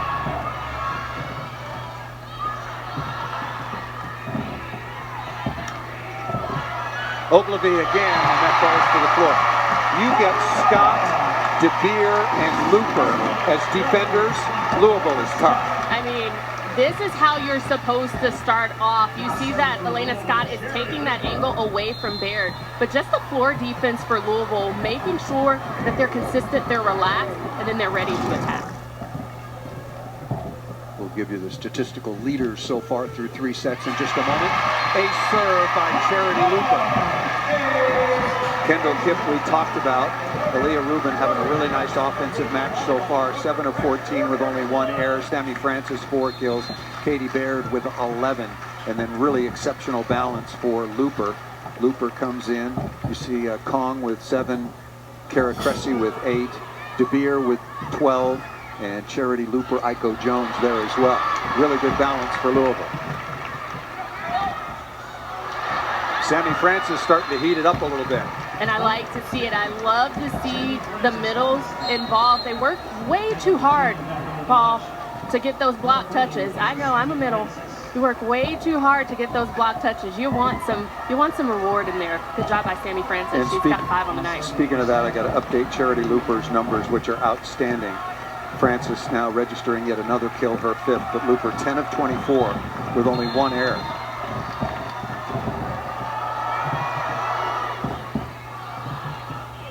Just got the official attendance. We'll give that to you after 13,000.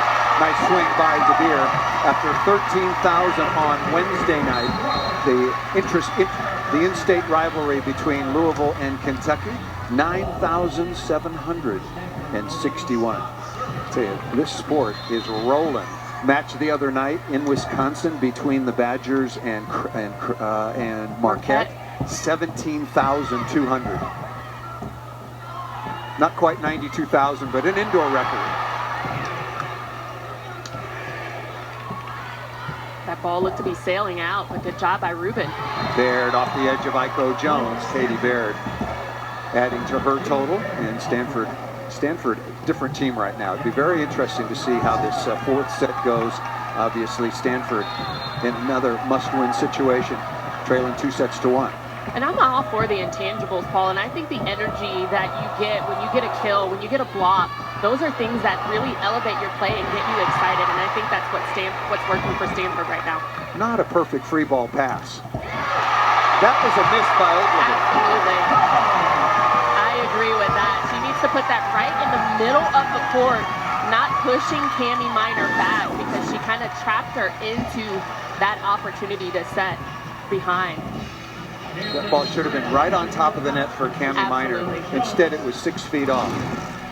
And Elena Ogilvy, I saw her for the first time in the regionals last year.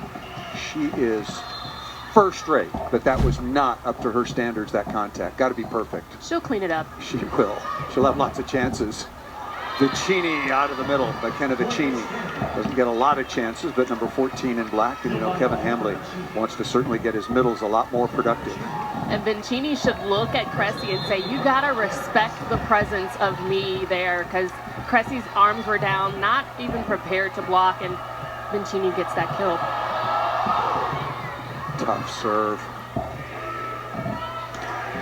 Boy, DeBeer looks completely recovered from any sort of knee injury. She is absolutely flying.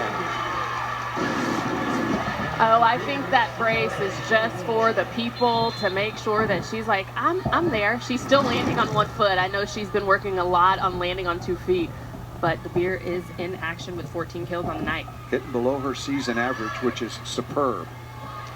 On the year, Baird comes right back, but back to DeBeer. Missed again. 2 full months last year. 6-foot senior from right here in Louisville. It's not like she's a 6'3", 6'4" outside hitter, but she's hitting over 300 so far on the season.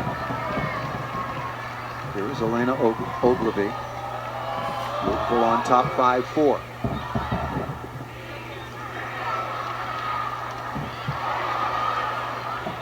Good set in transition. Cutting inside. Rubin is dug. Kept alive by DeBeer, and there's no quit in the Cardinals. We talked about Kip in the beginning of this set. But let's talk about how Rubin has come on for Stanford as well. She's getting a lot of single blocks, a lot of open net for her, and she's really taken that opportunity. Cami Miner doing a spectacular job in system or out of system when she gets an opportunity. And Rubin, who did not have a good attacking match against Nebraska. Coach Kevin Hambley said she took a lot of ill-advised swings, but she's different tonight. 9 of 16 with 1 error, hitting 500. And that's just the veteran play of Cami Miner. She's setting her up for success with these single blocks. Louisville respecting the middles for Stanford, leaving the pins with singles. That ball served just out of bounds, well left by Elena Scott. Stanford now with 9 service errors. Louisville with 11, 1 ace for each team respectively. What's in store from 6'6" middle blocker Kara Cressy? Feast or famine? Somewhere in between.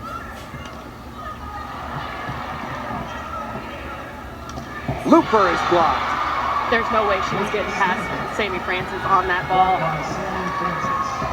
Sammy Francis has really upped her game in the blocking phase. That's half a dozen blocks, 2 of them solo. I mean, that was just a beautiful setup between Sammy Francis and Kendall Kipp, just sealing the net. Kong has been awfully quiet. We haven't mentioned her name in quite a while. Want to get her back into the mix offensively, and Rubin again.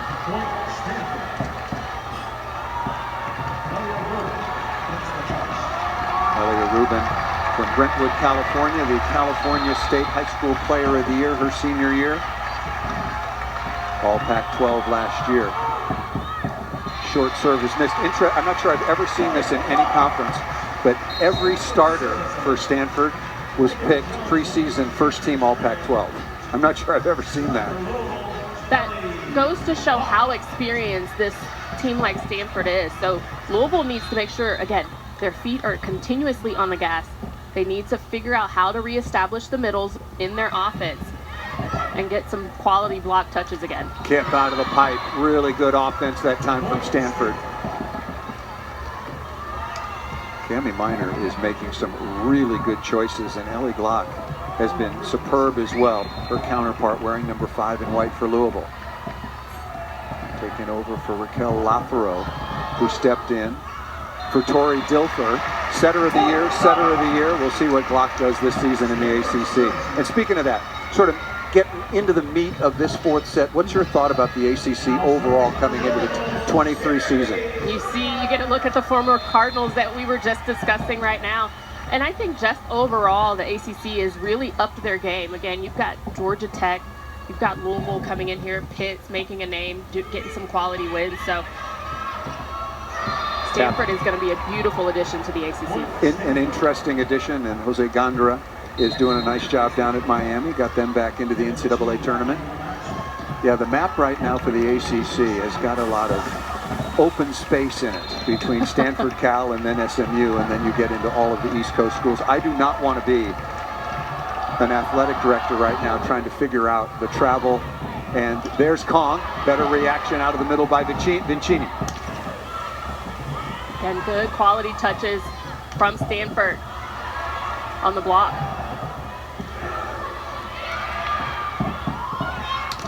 Kip off the high flat. Pringle sprawling out. Anna Pringle, number 3 in black, the 5'10 sophomore, doing a really good job getting after that ball defensively.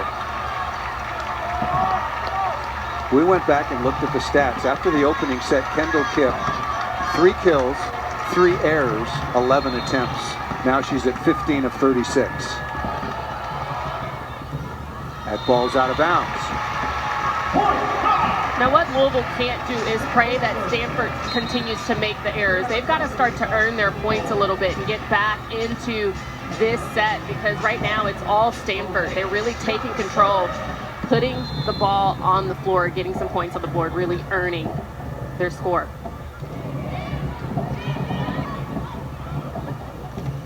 Baird very comfortably off the edge of the block and out of bounds. Yes, you know, we had some fun with Danny Busboom-Kelly, the 7th-year head coach at Louisville, the National Coach of the Year in 2021. A little ironic. Her team was so perfect in the first couple of sets. It was really difficult to put the ball away. Now Stanford turning the tables a little.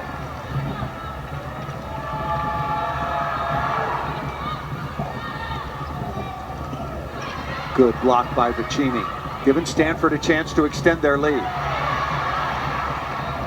Surprise didn't come back to Kip. What a dig by Scott.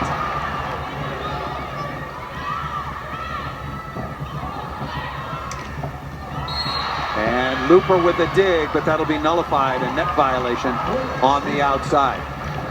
Stanford has really upped their game. A wonderful job by the players and coaching staff, down 2 sets to none, and being clearly outplayed in every phase, statistical or not, to turn it around and come back 25-14 in the third. And right now, Stanford has the middle blockers guessing on where the ball is going to go. They've got great floor defense and just really pushing that ball and going after it. Kendall Kip again. Stanford is rolling, and Louisville not happy with the no call. Danny Busboom-Kelly going over to talk to the second referee, Young Park.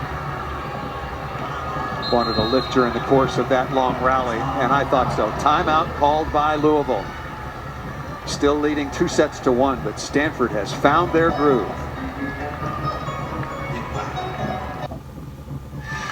Stanford making a move to even this match at 2 sets apiece. It was all Louisville through the first couple. And defensively, the story has been Elena Scott for Louisville. Some of the plays that she makes, spectacular in variety, and also makes the nearly impossible. I typically read the attackers by seeing where the set location is going to go, and then from there, assuming that my middle is in the right spot, shooting their shoulder and staying deep on defense. And her being able to read the defense is what's allowing her to really get some quality touches transition for Louisville on the offense. What needs to happen, though, regardless of her floor defense in transition, Louisville's got to get back to setting the middles and setting them a little bit more successfully than they have been in the last couple of opportunities. Speaking of an opportunity, there was one off the perfect pass. DeBeer is blocked by Kip, going left side to Baird, and crushes it down, away from Glock. Again, the block, the timing on the block here just was going down as Beard was really facing up. Aiko has to position herself a little bit better to take more line and take that away from Katie Baird. Baird now with 14 kills. And that ball successfully off the block and out of bounds. It doesn't seem to me that Louisville's reception has dropped off the face of the earth, but they're not going to the middle. It's the energy, the opportunities that Glock had in the first 2 sets aren't present in these past 2 sets. So that is why you don't see PK coming in. She's still sitting at 7 kills. You've got Cressy, who added just 1 kill to her stellar first 2 sets. So getting those opportunities, creating those opportunities is what Glock has to do. And Brigitte Petrenko gives Louisville an opportunity from the service line each and every time out. 17 aces now against 8 errors. She's among the nation's leaders in aces per set. You can see why. That one just dropped right off the end of the table with lots of movement. Rubin has been rock solid in reception. Off the block and out of bounds. Things going Stanford's way right now, and they're earning it. On top 15-11. this is the battle. You see that Katie Baird, she takes that ball and tries to swipe it off of the hands of the middle. Just pressing over. Just good job by Katie Baird. Reese Robbins on the floor now for Louisville at 6'5", trying to add a little punch. Ogilvy making it look easy. And off the block and out of bounds again. Beautiful dig. Perfect set in transition by Cammie Minor. First team All-American is number 2 in black and the reigning Pac-12 setter of the year. Double sub is unwound and Ellie Glock wearing number 5 in white will come back on. I'll tell you one thing Stanford has done. They have silenced this building. They absolutely have, and you see that double sub just to get some quality block touches. A bigger block than Reese Robbins on that right side. But coming out now, we're going to offense for Louisville. Well, that is a break for Louisville. Coming out of the timeout, Louisville's trailing pretty significantly. Crowd on their feet, but then Stanford just transition score. Nice dig by Ogilvy. Lots of time left in this fourth set for Louisville to make a move. 16-12.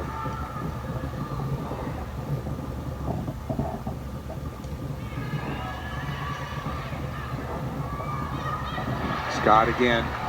Looper no to De Beer out of the back row.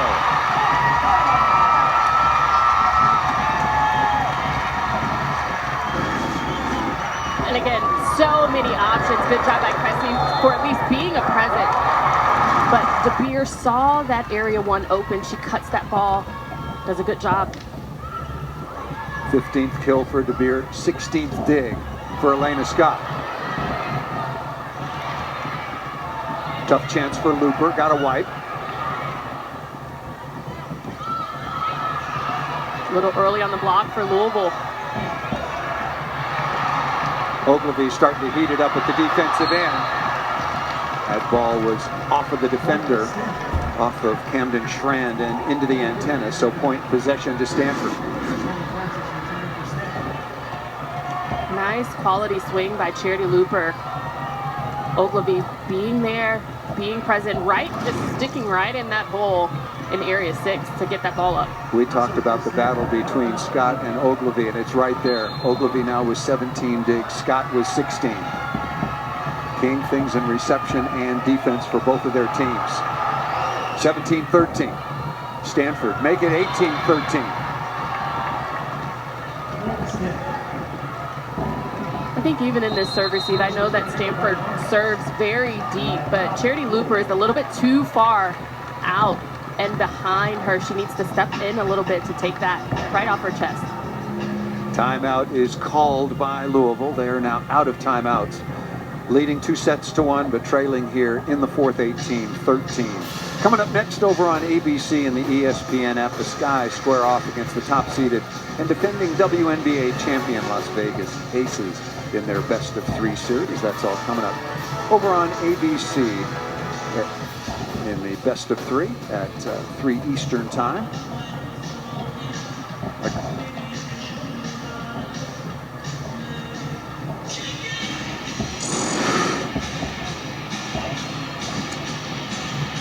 The undefeated season in 2021 when Louisville, their only loss was to Wisconsin in the NCAA semifinals.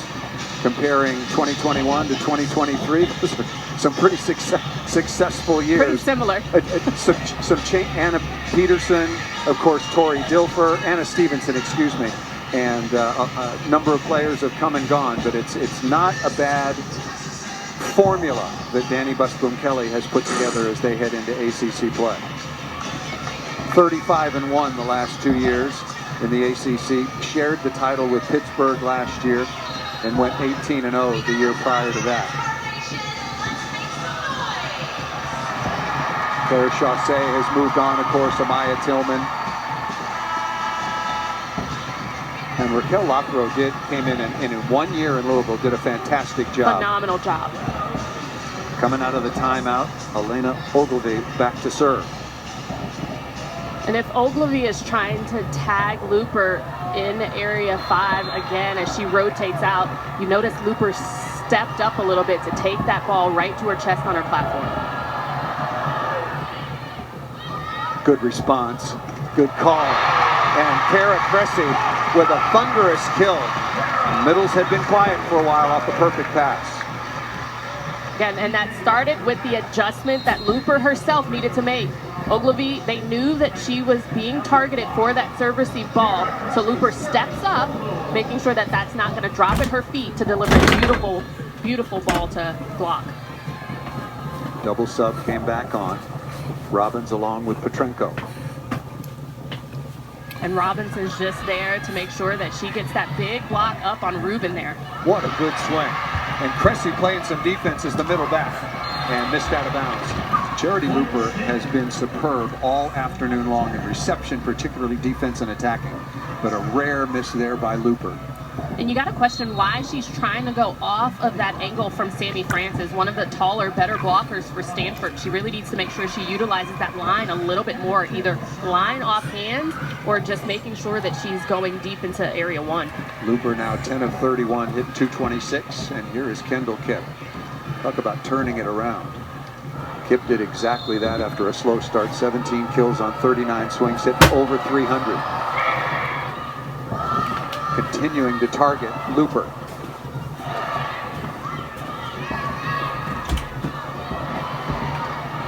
Slam dink. But the Grand Palm. Oh, they could have called a lift. That ball came Close. from behind her Close. head, but that's a good reaction. See, to me, that's a held ball throwdown. Absolutely. You're taking an illegal advantage.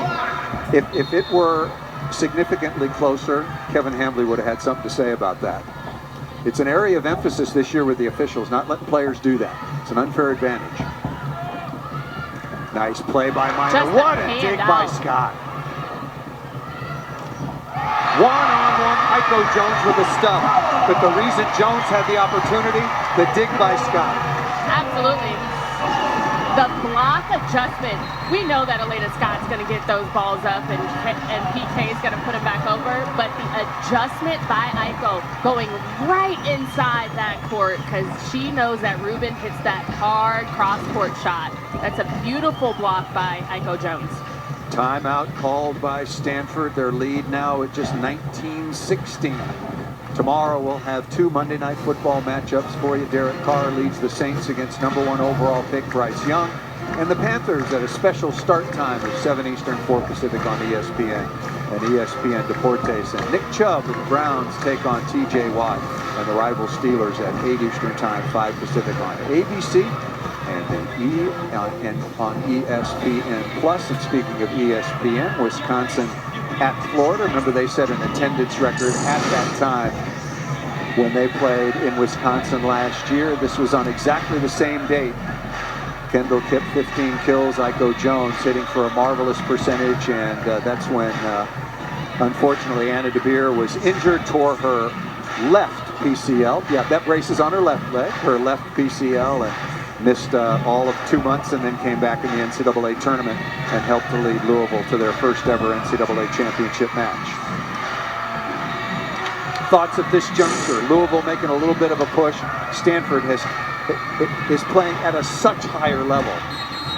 And especially in these third and this fourth set. The difference that I see that Louisville has made is they've made those in-game adjustments. As I mentioned with Iko going sharp cross on that block from Rubin. They're just making sure that they're making those in-game adjustments when the ball is in the air. But Glock has come back on. Part of the double sub still on the floor. Francis that time off of Scott and out of bounds. Just as you talked about, the middles, particularly Sammy Francis, getting much more involved. Cami Minor finding number 17 in black. And Sammy Francis had 1 kill through the first 2 sets. Right now, she's looking at number 6, hitting at a 400. So the involvement in the middles for Stanford is really what has made the difference for them. That serve was really close, but called just out of bounds from Elia Rubin. Kevin Hambley over on the sideline, working with his assistant Mike Johnson, the former head coach at Notre Dame, very familiar with Louisville in the ACC.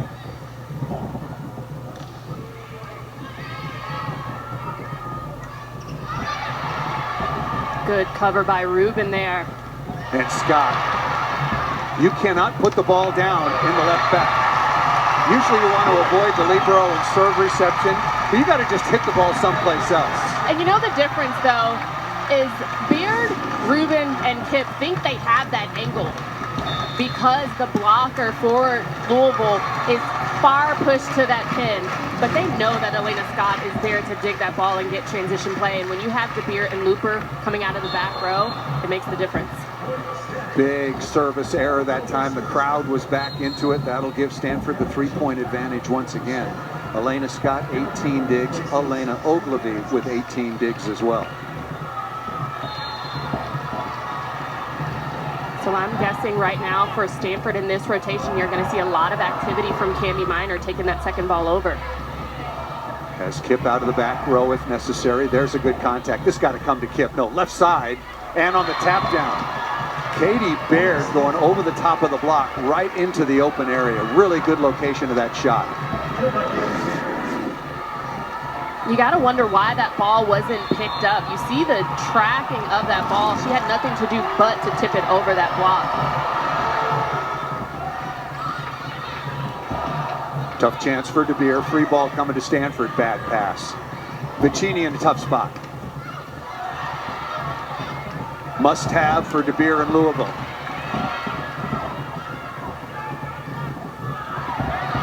Looper sprawling.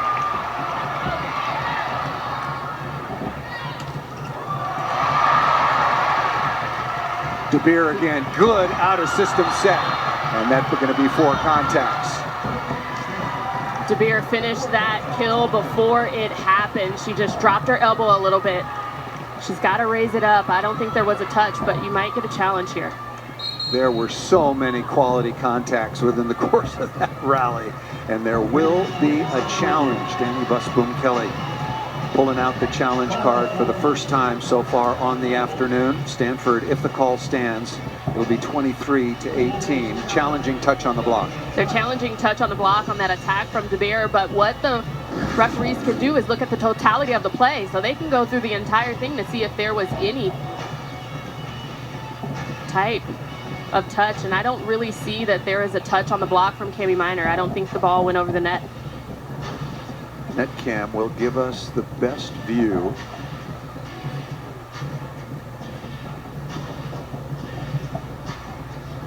I don't think there's a touch there. I don't think so either. I think that ball is right in between the hands of Vicini and Cami Minor into the top of the tape. What Louisville is contending is that the ball, of course, was touched by the Stanford block, so the cover play would be legal, and you would replay the point. But I think this is the right call for contacts. Yeah, I don't think there's no touch there, in my opinion. But as I mentioned, DeBeer finished this attack before the ball traveled to her. Just dropping that elbow and hitting it a little bit too low. Yeah, there's no touch there. Just to recap, while the officials sort this one out, Louisville came out on fire, won the first 2 sets 25-22, 25-20. Then Stanford was an inferno in the third, easily won 25-14. Went out to the 13-9 lead here in the fourth. And it looks like we're going to go the distance and play 5 sets with Stanford, because I think this will stand, and I think it'll be 23-18, Stanford with the lead. But the set's not over. I've seen it happen. I didn't say it was over. I said it looks like that we're going to go 5.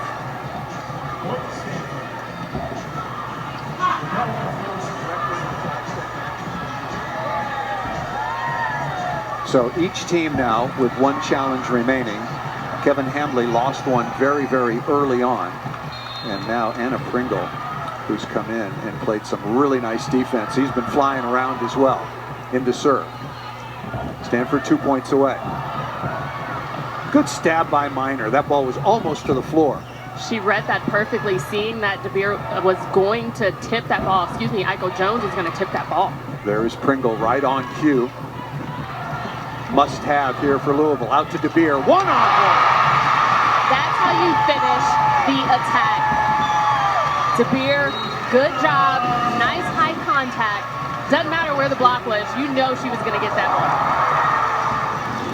And McKenna Vicini, a tough chance. Right away she turned.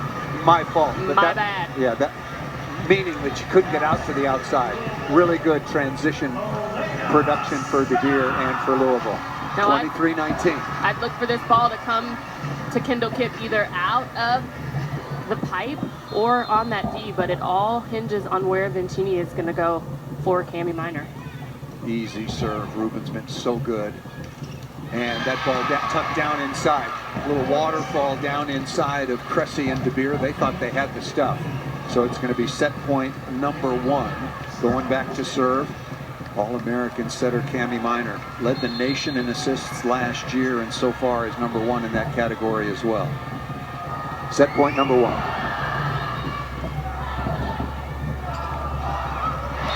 Out of the middle by Cressy. And I think, unfortunately, too little too late to establish the middle in this set. Yeah, should have done it sooner, and then that would be spreading the offense for Louisville. Set point number 2.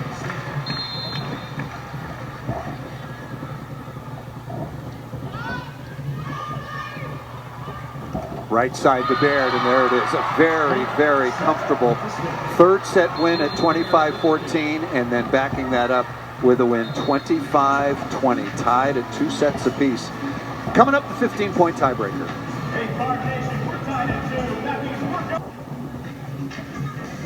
Back live in Louisville, the KFC Yum Center, and we're going 5. Stanford turning things around, 25-14, 25-20.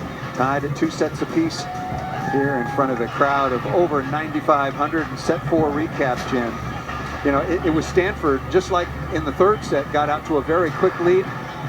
Louisville got back to 2018, but then Stanford got across the finish line. And I think De Beer, she was on for Louisville, really doing a good job passing, serve, receive. But the block touches for Louisville went down, and Stanford started to heat up. They were spreading that offense. Cami Minor did a good job of setting her attackers up for those single blocks. Baird taking high hands on that right pin.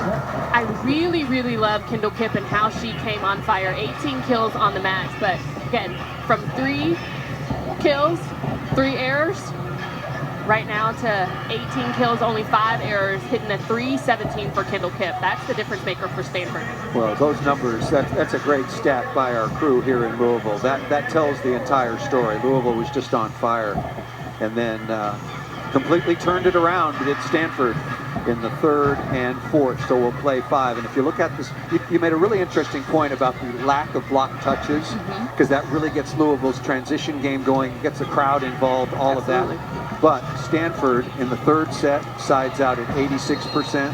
In the 4th set sides out at 75%. So there are not going to be very many of those particular plays. Stanford has not played a 5-set match yet this year. 5-setter was up the road in Dayton, Ohio, and Louisville came out on top in that one 3-2. When you talk about block touches, let's talk about actual transition points out of the middle.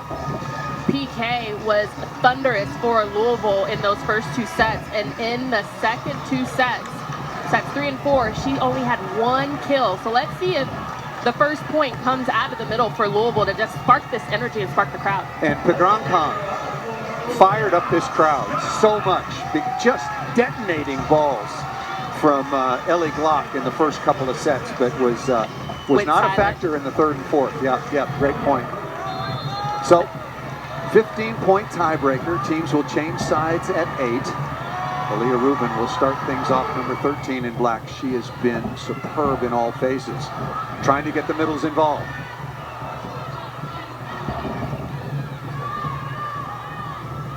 Look at that set in transition, and on the board first, Katie Baird, thanks to Cami Minor. And I honestly think that was a little bit of a forced attempt with PK for Louisville, because she doesn't go behind very successfully. Keep her in front, make her go a 31 or 1, just keep her in front, really quick, sharp attack. On target to De Beer. Speaking of block touches, Stanford is getting their hands on a lot of balls, and Katie Baird Now 19 of 53. And we talk about Kendall Kipp all the time, sort of recovering from a slow start. Same with Katie Baird. Ruben she has just been sneaks superb up all on you. Yeah. Katie Baird. She's not sneaking anymore. In every match that I've seen of Katie Baird, she gets, as you say, the quietest 19 kills that anybody has ever had. She doesn't make a real big thunderous, but she's there when you need her. Louisville really out of sorts right now. They might need an early timeout. Back to Katie Baird, 19 of 53. Kendall Kipp hitting 317. Elia Rubin hitting 455. And that is the difference for Stanford. Again, she struggled against Nebraska in their last outing. She's coming on right now, 12 kills. And doing a wonderful job in serve reception and in defense.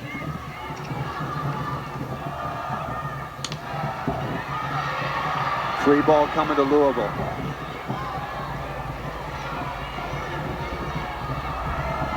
DeBeer again. Did that ball go off the top? Yep, touch off the top of the block. Good high flat shot. Katie Baird, All-American out of Indianapolis. One of all 7 starters back for Stanford. And Coach Hambley was going to pull that challenge card, but he looks at Cami Miner and says, yeah, I touched it.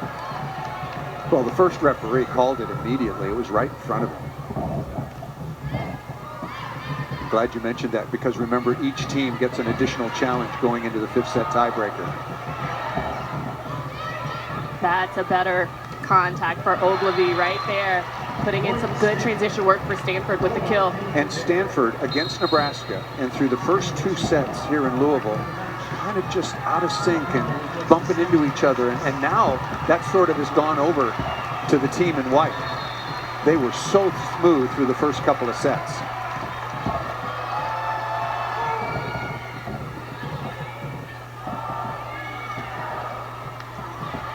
Joust coming. Who's going to win this one off the edge? And Pringle extended out, but couldn't make the play defensively. Excuse me, that was Baird.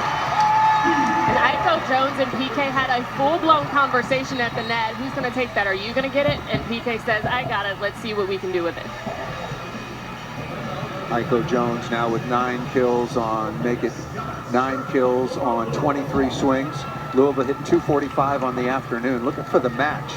I mean, Stanford is up to 324 after that 400 clip in the 3rd, and then they've just gone on from there.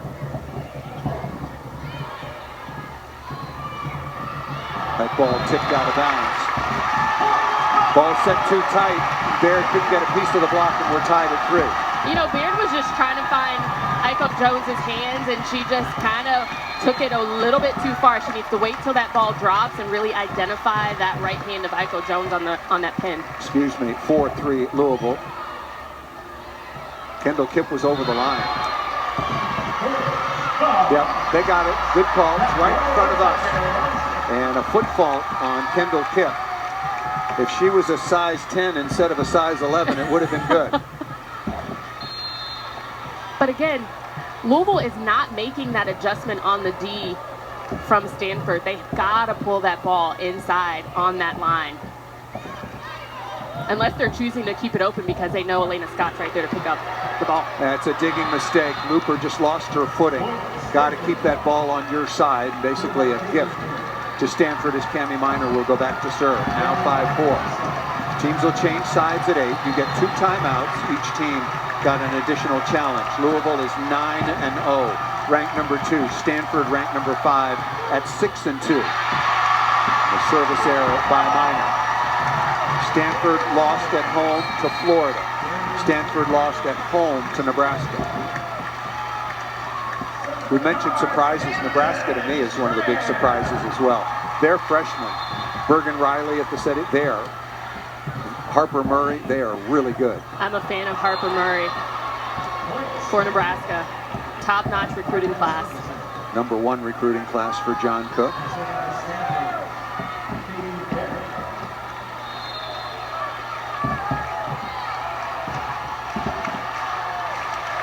Crowd has been treated to a very interesting afternoon of volleyball. Here's Baird. That ball's too tight. Good cover by Kipp. And smart shot. Rubin again with an absolutely wonderful job of getting to a tight set. And you got to wonder why Charity Looper wasn't just sitting there on that line, because we know that Rubin is not going to go hard cross because Cressy is right there to block that angle. So line is the only opportunity, either high hands or deep line. So Charity Looper's got to be waiting there. Rubin hit 478, a rare reception error for Scott. Ogilvy. Oh, that could have been a lift. That should have been a lift on Vicini. Let's see how Louisville responds.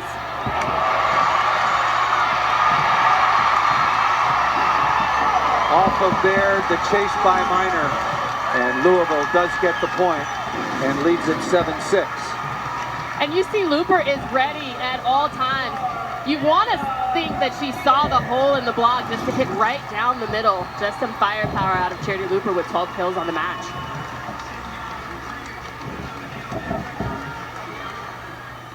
DeBeer now back at the line. This is where Cressy for Louisville has struggled, because Vicini keeps her honest, and you keep Rubin with that single block. Off of the late blocker, Rubin again, good call.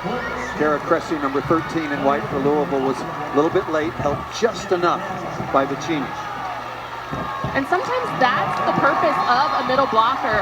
Again, middle blockers work very hard to go net, pin to pin, but sometimes it's about keeping your attackers with single blocks. Tara Cressy, the first time she's really struggled offensively seemingly all season long, and she was rolling through the first 2 sets, but has been quiet since then. Teams will change sides, and so much.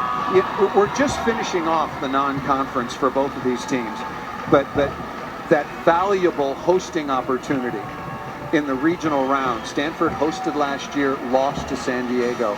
Remember the battle between Oregon and Louisville in this same building last year. So there is so much going on around the country. I mean, if I were to pick it right now, my top 4 teams are Wisconsin, Louisville, and then who the heck knows? There's Nebraska. Nebraska, yes, I would put Nebraska, but Texas is struggling a little bit. And Stanford right now, at least the last 2.5 sets, looks like Stanford. But I think that's the parity of volleyball open season right now, because a lot of top teams that are ranked in the top 25 have taken some losses to some non-ranked teams. So it's going to get a little bit juicy again towards the end of the season. Excuse me, back with Jen Hoffman, I'm Paul Sunderland. Thanks again for joining us. You know, you think about Minnesota, they've really been in the mix the last couple of years. They've lost a couple of matches. They lost to Creighton yesterday. Texas loses at home to a very good Washington State team. So the level of play around the country continues to rise. There are certainly always in every sport going to be those very few completely elite teams. But now you better not nap on anybody. Absolutely not. And it's a battle of attrition. Once you get towards the end of the season, it's about who is outlasting, because you're getting into conference play. So some teams may have a little bit of a breather in their conference play because they dominate a little bit, and that's why they schedule those tough non-conference opportunities. But you've got to make sure that you're winning the games you should be winning in conference play that prepare you for the tournament. So interesting. You know, I was a Pac-8 athlete. I played basketball at Oregon. Now it's the Pac-12, and now it's no more. To think that this is the last year of the Pac-12 and Stanford moving over to the ACC. And so this will be their last Pac-12 campaign. They have won the conference, the permutations thereof, 23 times. Looper again got high hands. Ogilvy has really upped her game defensively. Ball was set too tight.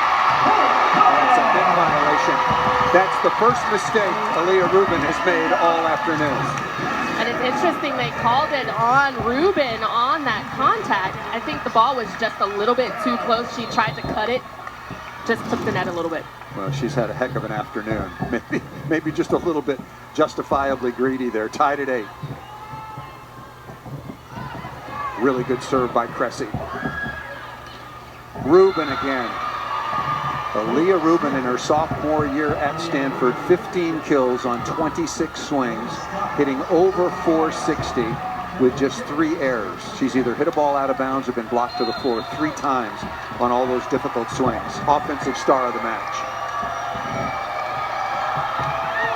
after not playing well offensively against Nebraska. And that ball missed out of bounds by DeBeer.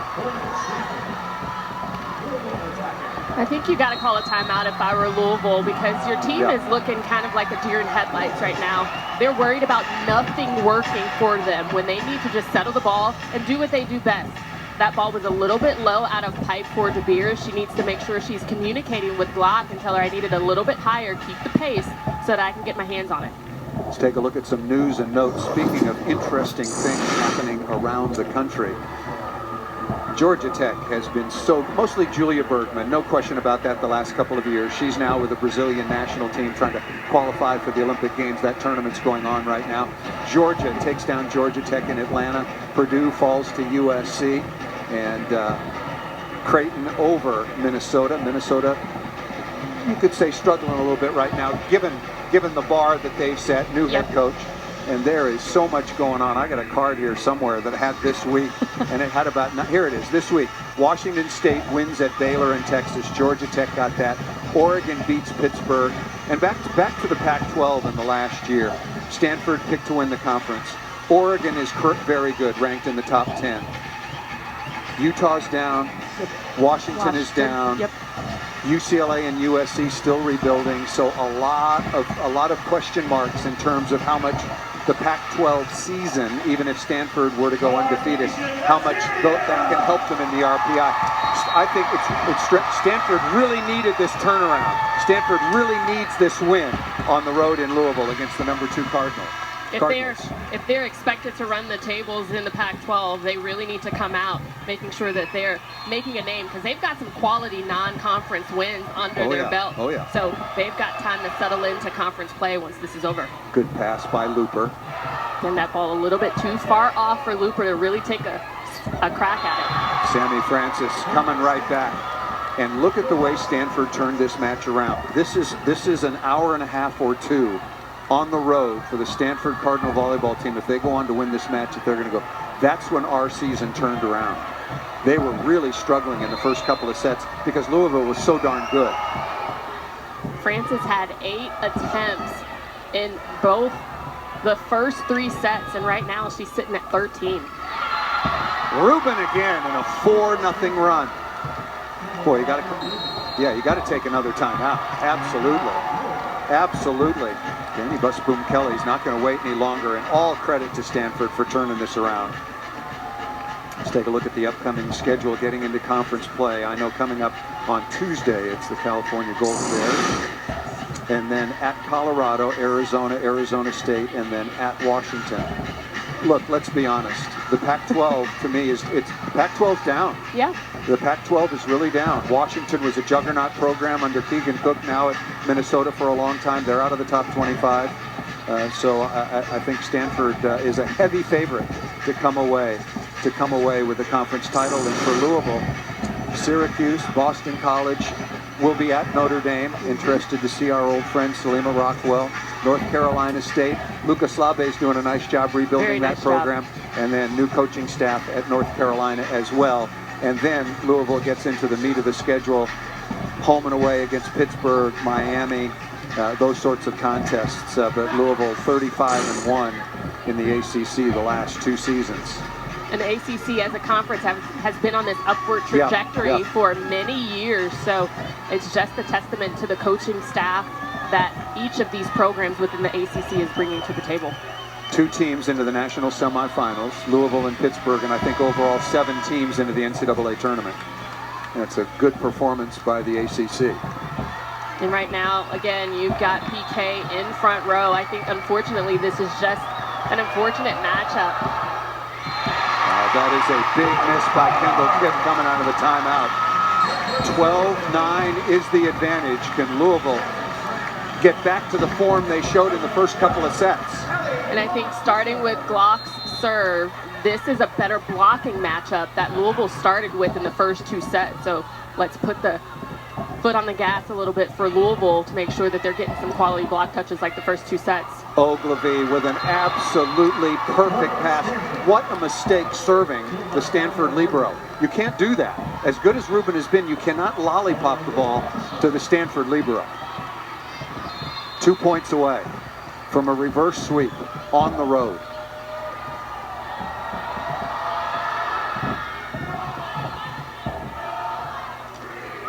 That ball off the block and out of bounds by Iko Jones. Louisville needs to be perfect.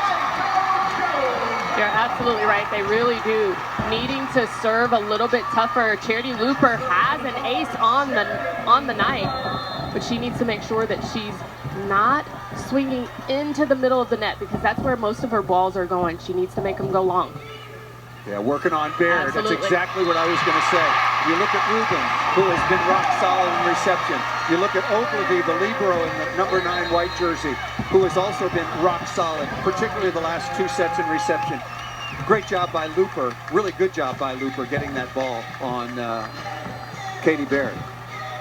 And what I meant with Looper's serve is not that she's trying to hit through the middle of the net, but she's wanting them to sail a little bit further long, and she's wanting to target Baird because, again, Rubin, like you said, has been stellar on serve receive, and you just don't want to have Ogilvy take the first contact. So that was a good serve by Louisville. Interesting to see where this goes and where the rest of this season goes. The non-conference has been phenomenal. So many of the top teams be willing to travel to play one another. Florida went out west to play Stanford. Nebraska went out west. You look at that, their record overall and versus the top 25. Pretty darn good. Stanford, that early season loss to Florida. Florida, again, playing Wisconsin. Both of them undefeated. One of them's not going to be so any longer, but 13-11 here. Really fun afternoon of volleyball in Louisville. It's become not a horse racing and a basketball town anymore. It's a volleyball town. Volleyball town. Well, 13,000 on Wednesday. 13,000 on Wednesday because Stanford played Nebraska on Tuesday, and then 9,700 so far today. And right now, Looper needs to go behind that service line, take her time, really focus, making sure she's getting that ball in. The caveat to this is that PK has to be on Cami Minor. She cannot let Cami Minor take the second ball over. Ogilvy steps in and takes first contact. And Francis, Sammy Francis, who missed a lot of last year due to lingering injuries. Boy, has she stepped it up in the last 3 sets. And you know what? The middles for Stanford have come alive at the right time. Cami Minor doing a good job of really getting them involved when it counts. And right now, they're doing their job in these last 3 sets for Stanford. Match point number 1 for Stanford. Haven't seen that in a while. That's a gutsy set. That's a very gutsy set. Yeah, very gutsy set. And it was a little bit low for the reach that we know that PK has, but absolutely very gutsy set on match point, having not set PK in a very long time. Kong, a career high 10 kills. Match point number 2. Very easy serve.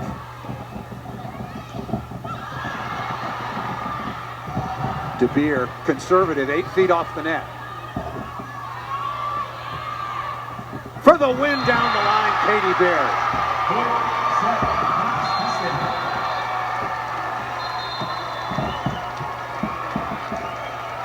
A really emotional, big comeback win for the Stanford Cardinals. Down 2 sets to none. They come back, they win the third 25-14, the fourth 25-20, and then close out the fifth 15-12. Louisville suffers their first loss in the non-conference. You look what Stanford did. 429 in the 5th set, held Louisville to 190, and Kendall Kipp was just fantastic, as was Katie Baird, who put that ball away down the line for the match. What a turnaround for Stanford. Absolutely. They came, they were consistent. They didn't let anything razzle them. They started to get more block touches for transition offense. And I think that Louisville took their foot off the gas a little bit. They started looking around, trying to figure out how to make plays. They weren't consistent because they were, again, iron hot in those first 2 sets. So they've got to recover and make sure that they remain consistent from 0-0 in the first set to when the match is over. You know, I don't like overstatement, but I think this comeback win for Stanford It's a statement. look, they're so talented and so experienced, but may well have turned their season around because they struggled against Nebraska and really struggled in the first couple of sets. But that was just an absolutely superb turnaround, particularly by the Pac-12 Player of the Year and returning All-American Kendall Kipp, and give Kevin Hambley and Alex Dunphy, Mike Johnson, their very, very good coaching staff to turn things around in that third set. Kendall, pull your microphone down for me, Kendall Kipp. You should have gotten some help. You got a few assists tonight. Kendall, your team was being outplayed in the first and second set by a very good Louisville squad. What in the world happened in the break between the second and third and in the rest of that match? I think that's just exactly what we talked about. We knew we were getting outplayed. They were scrapping hard on defense, and they were just executing at a lot higher level than we were. So we just kind of had to talk about turning that around and focusing on the little things that we can control. And I think that really worked for us in the last 3 sets. Now you got a couple of good quality block touches towards the end of that third set and into the fourth. What made the difference? Did anybody talk to Cami Minor to say, hey, we've got to get Francis and Vincini a little bit more involved in this offense that created an overload and an open net for your pin hitters? I'm not sure what the conversation is. Our coaches usually handle that, but I'm sure they were feeding her stats and what their block was doing, and she did a great job just distributing the sets in that third and fourth set. Kendall, you just want to stay out on the right side and take care of all the junk that comes out there. But you started out 3 of 11, 3 errors in the opening set. You finished with 18 kills on 43, hit 280. Did you sense, I want to get to this because I sensed when I watched your match against Nebraska that you were not playing Stanford volleyball, and you certainly were not the first 2 sets here. I thought that that was just an incredibly important comeback win for the rest of your season. Yeah, definitely. I think that was a good match for us just to push us, and we had that pressure and we were able to fight through it. I think there'd been a couple of matches this preseason so far where we kind of backed down with that pressure, so I think that built a lot of maturity for us, and that was just, I'm really proud of the way my team fought through that. Yeah, Katie Baird was really good, Aaliyah Rubin fantastic as well, and Cami Minor and some help right around the dial. Congratulations. Kendall Kipp leading the way offensively. A reverse sweep, 3 sets to 2 over number 2 and previously undefeated Louisville. So Stanford improves to 7-2 so far on the year as conference play begins for both of these teams.